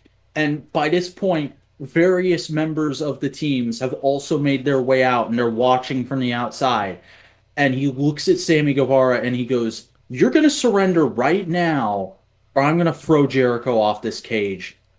And commentary's like, "That's a fucking concrete stage. He will die." Oh shit. Oh fuck. And Max says it a couple more times, and finally Sammy just goes, "Okay, fine, we surrender." And Max is like, "Sick, but also psych. Long live the king." And just fucking tosses Jericho off. And it's not actual concrete, people, because Chris Jericho is this 50-year-old man, and those kind of people are fragile, and people in general are fragile. So obviously, it was cleverly disguised crash pads because AEW is smart and they listen to their audience. And the last time there was a dangerous fall, Matt Hardy got concussed. And everybody complained and everybody said they need to make these things safer. So here you go. Here's a bunch of fucking crash pads for Jericho. And Jericho crashes into them. The match is over. The pinnacle of one. MJF is just basking in the booze on top of the cage in a beautiful, like, sort of antichrist visual, I want to say. Just look at our thumbnail that we made for this Yeah. episode. And I was perfectly fine with it. I thought that was a great finish to the match. And then the thing that sucked me out of it, the thing that sucked me back to reality and really fucking pissed me off, was the fact that Jericho didn't sell the fall long enough. Yeah, I can There's see a that. shot where you see a medic run up to Jericho and he literally opens his eyes and goes, "Are we off the air?" And I was like, "God fucking damn it." It was almost perfect. Yeah, but that's also like a thing. Like he has to ask. They're trying to make sure the stunt worked well. It was. I don't blame Jericho. I don't blame the people looking at Jericho. I don't blame the camera people. I just blame bad timing. It was just bad timing, and it was just like we shouldn't have been on that angle. Fuck. And like I acknowledge that, it's still really irked me. And for that reason, and for the few other small criticisms I have given this match, I would dock it a half a star. Yeah, but it earned everything else. Also, something I find hilarious. It's not anything to like bash the match on. When Jericho has MJF and the walls of Jericho, did you notice what Jericho did with his hand before MJF gave him the dick punch to reverse it?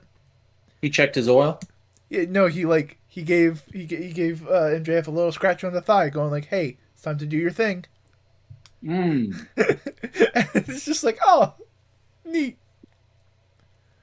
Neat to see some Wrestling communication, secret codes, kayfabe, brother. It's nice to see it because it's not obvious, but it's like, no, that's the signal for MJF to dick punch, which also apparently it's not a common reversal for Walls of Jericho. Like it hasn't really happened that often.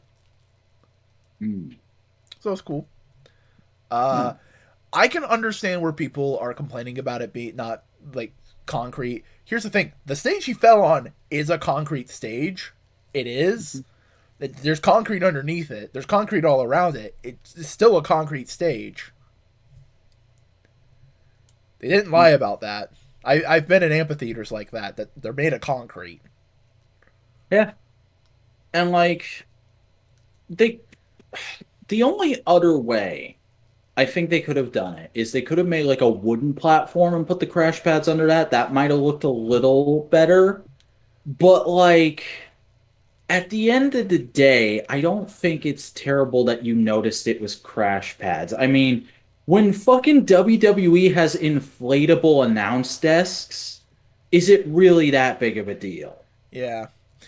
I think I think the biggest problem out of the crash pad was less the pad itself and more how they tried to hide it with the cardboard diamond plating because Hmm. you could tell it was the cardboard.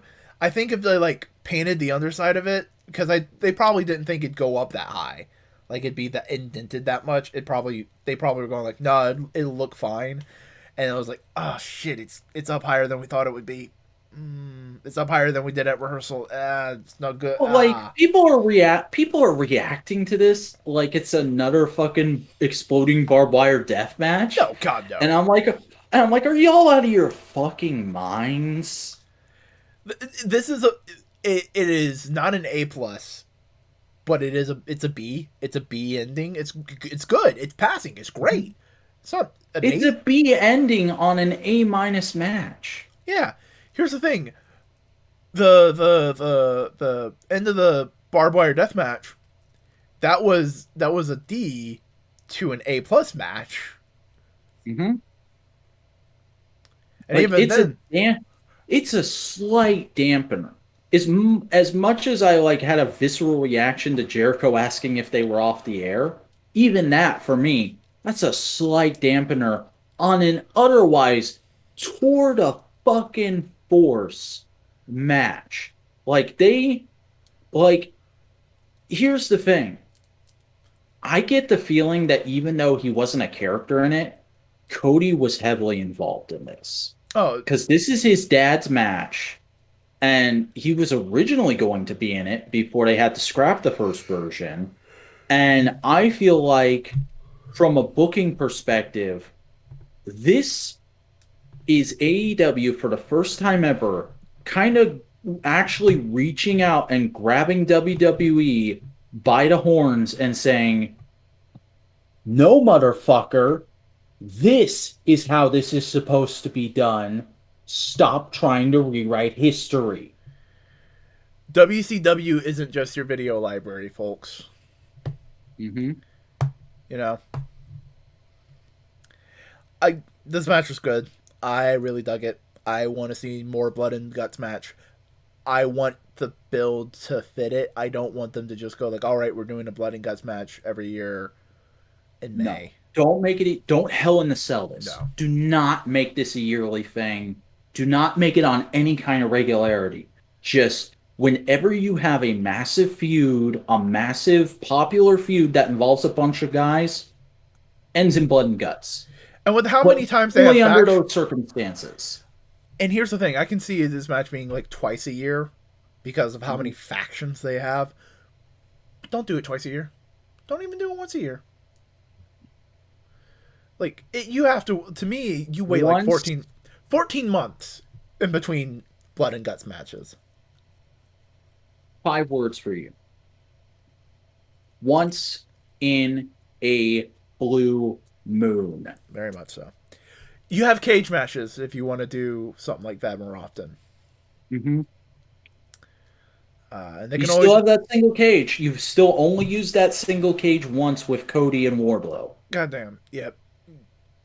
There's also like there's other fucking gimmick matches that they haven't even touched. They've done hardcore, they've done non-sanctioned, they've done barbed wire death. They have never done a TLC. Yeah. They haven't done a TLC. And that's fine by me. Like, honest, like, I'm sure they'll get to it eventually, but I wouldn't mind if they never did TLC because TLC is a WWE homegrown thing. Yeah, no, I'm just saying like there's a bunch of gimmick style matches that they haven't done yet. Like they have their own Royal Rumble style thing now. Yeah. But like, you know, let this be the once in a blue moon thing. Mhm. You know, another big group thing they haven't done, they've never done the traditional Survivor Series 5-on-5 elimination match. Yeah, but that's very much a WWE thing. Like Yeah, that was Pat that's Patterson. that's that's Pat Patterson. That's like, didn't Pat Patterson invent that under the rule of McMahon Senior? Yes, I think so. No, no, no, no. That was very much Junior because that was in like late '80s. Okay, okay. Remember the I first thought that. Survivor I thought that. Series? The Undertaker debuted. Yeah, I knew that, but I thought like the survive. I thought that was like the pay-per-view, and the Survivor Series match existed before Nope, that. don't think so. Okay, I I wouldn't learned mind seeing something today. elimination matches though. Gauntlet matches, those would be fun. Oh hell, how have we not had an episode of Dynamite that's just a gauntlet match? The only problem I can see doing that is AEW already gets enough flack from people about their women's division, and if they did a whole episode without a women's division match, some people might go like, "See, they don't care." So make Britt heel champion, build up a baby face, and have Britt say, "Okay, you want a shot at the title? You're having a gauntlet match against everyone else in the women's division that's ranked." God damn, that'd be fun. That an entire women's division episode. The men's division's built up enough. They could do that. They could do that. Holy shit. You could be like, okay, you get a 5 minute break in between competitors, and during Promos. that 5 minutes, male promo. Sick. Yeah, no, no. Yeah. Tony Khan, do this. Do it. Tony Khan, please steal our ideas. You're already paying us, so just think of it as you're licensing it out. Yeah, yeah, yeah. But that has been wrestling this week, unless you have anything else you want to say about this episode of Dynamite. Not about this week's episode of Dynamite, but genuinely, this was a great week for wrestling. I felt like, yeah, I've done a good bit of complaining in this episode, but it's all passionate complaining. It's not like, God, I fucking hate wrestling kind of complaining. No, it's God, we Um, love wrestling. We wish, like and I we just got wanted to be a mad little about better. that. I got mad about that Macho Man documentary because I love Macho Man. Macho Man's one of my favorite 80s guys. Yeah. So, like, anytime I get mad this week, it's from I love this thing and I want it to be even better than it already is. There's other times when I have gotten mad about wrestling on this show, and it's been I am fucking sick and tired of wrestling being like this, and I almost don't want to do the show next week. There have been weeks like that for me. Yeah, But I don't think that's happened since we started watching Dynamite though. not since we went live, I would say. Yeah, but I don't have anything else to say about this week in wrestling. So, V Dog, why don't you give the folks your contact info? Hey everybody, I'm the Vacuuminator. I am a YouTuber who does vlogs, toy reviews, and media analysis, and possibly more in the future. And if you want to see any of that, you can go check me out at youtube.com/the Vacuuminator. That's TheVacuuminator. I'm also available on social media to chat and hang out about whatever, whenever I have time. You can find me on Twitter at the Vacuuminator and on Instagram at the_Vacuuminator. So yeah, go do those things, please and thank you. Hells yeah. Hey, howdy, howdy, I'm Chris Boingo Writer Gaston. I make video essays and editorials on Boingo Writer at YouTube. You can just search to find me there. I'm also in Instagram and Twitter. You can find me there at Boingo_Writer. And as always, you can join my Discord server. A link to that is in the description.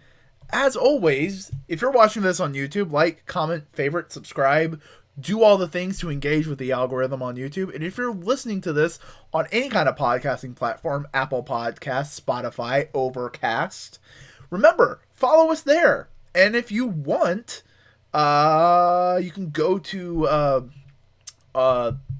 let me find out the actual thing because I got it set up and we can do it, but we haven't advertised it, so no one knows about it. It's loading, it's mother and loading. If you go to anchor.fm/MMWP live, you can send us a voice message. And we can do something with it. We don't know what we'll do with it, but you can. yeah, just follow us wherever you feel comfortable following us. So Vito, Definitely. V V Dog, V Man, Vacuumanum. Why don't you? Do you have anything? Definitely not that last one. Vacuumanum. No. any final words, any final concepts, any final thoughts? Um, This is your chance to do a I don't gag, believe to in, do a bit. yeah, I'm not, though. I want to be serious for a second because we touched on him a couple times, but we never addressed him directly. Dusty, I don't believe in any kind of particular afterlife or really subscribe to any religion. I'm pretty sure you were a Christian, and that's fine. But if your spirit is out there wandering somewhere amongst the cosmos right now, I hope you're proud. Yeah, well, that's wrestling for the week. Wrestling, Wrestling. wrestling.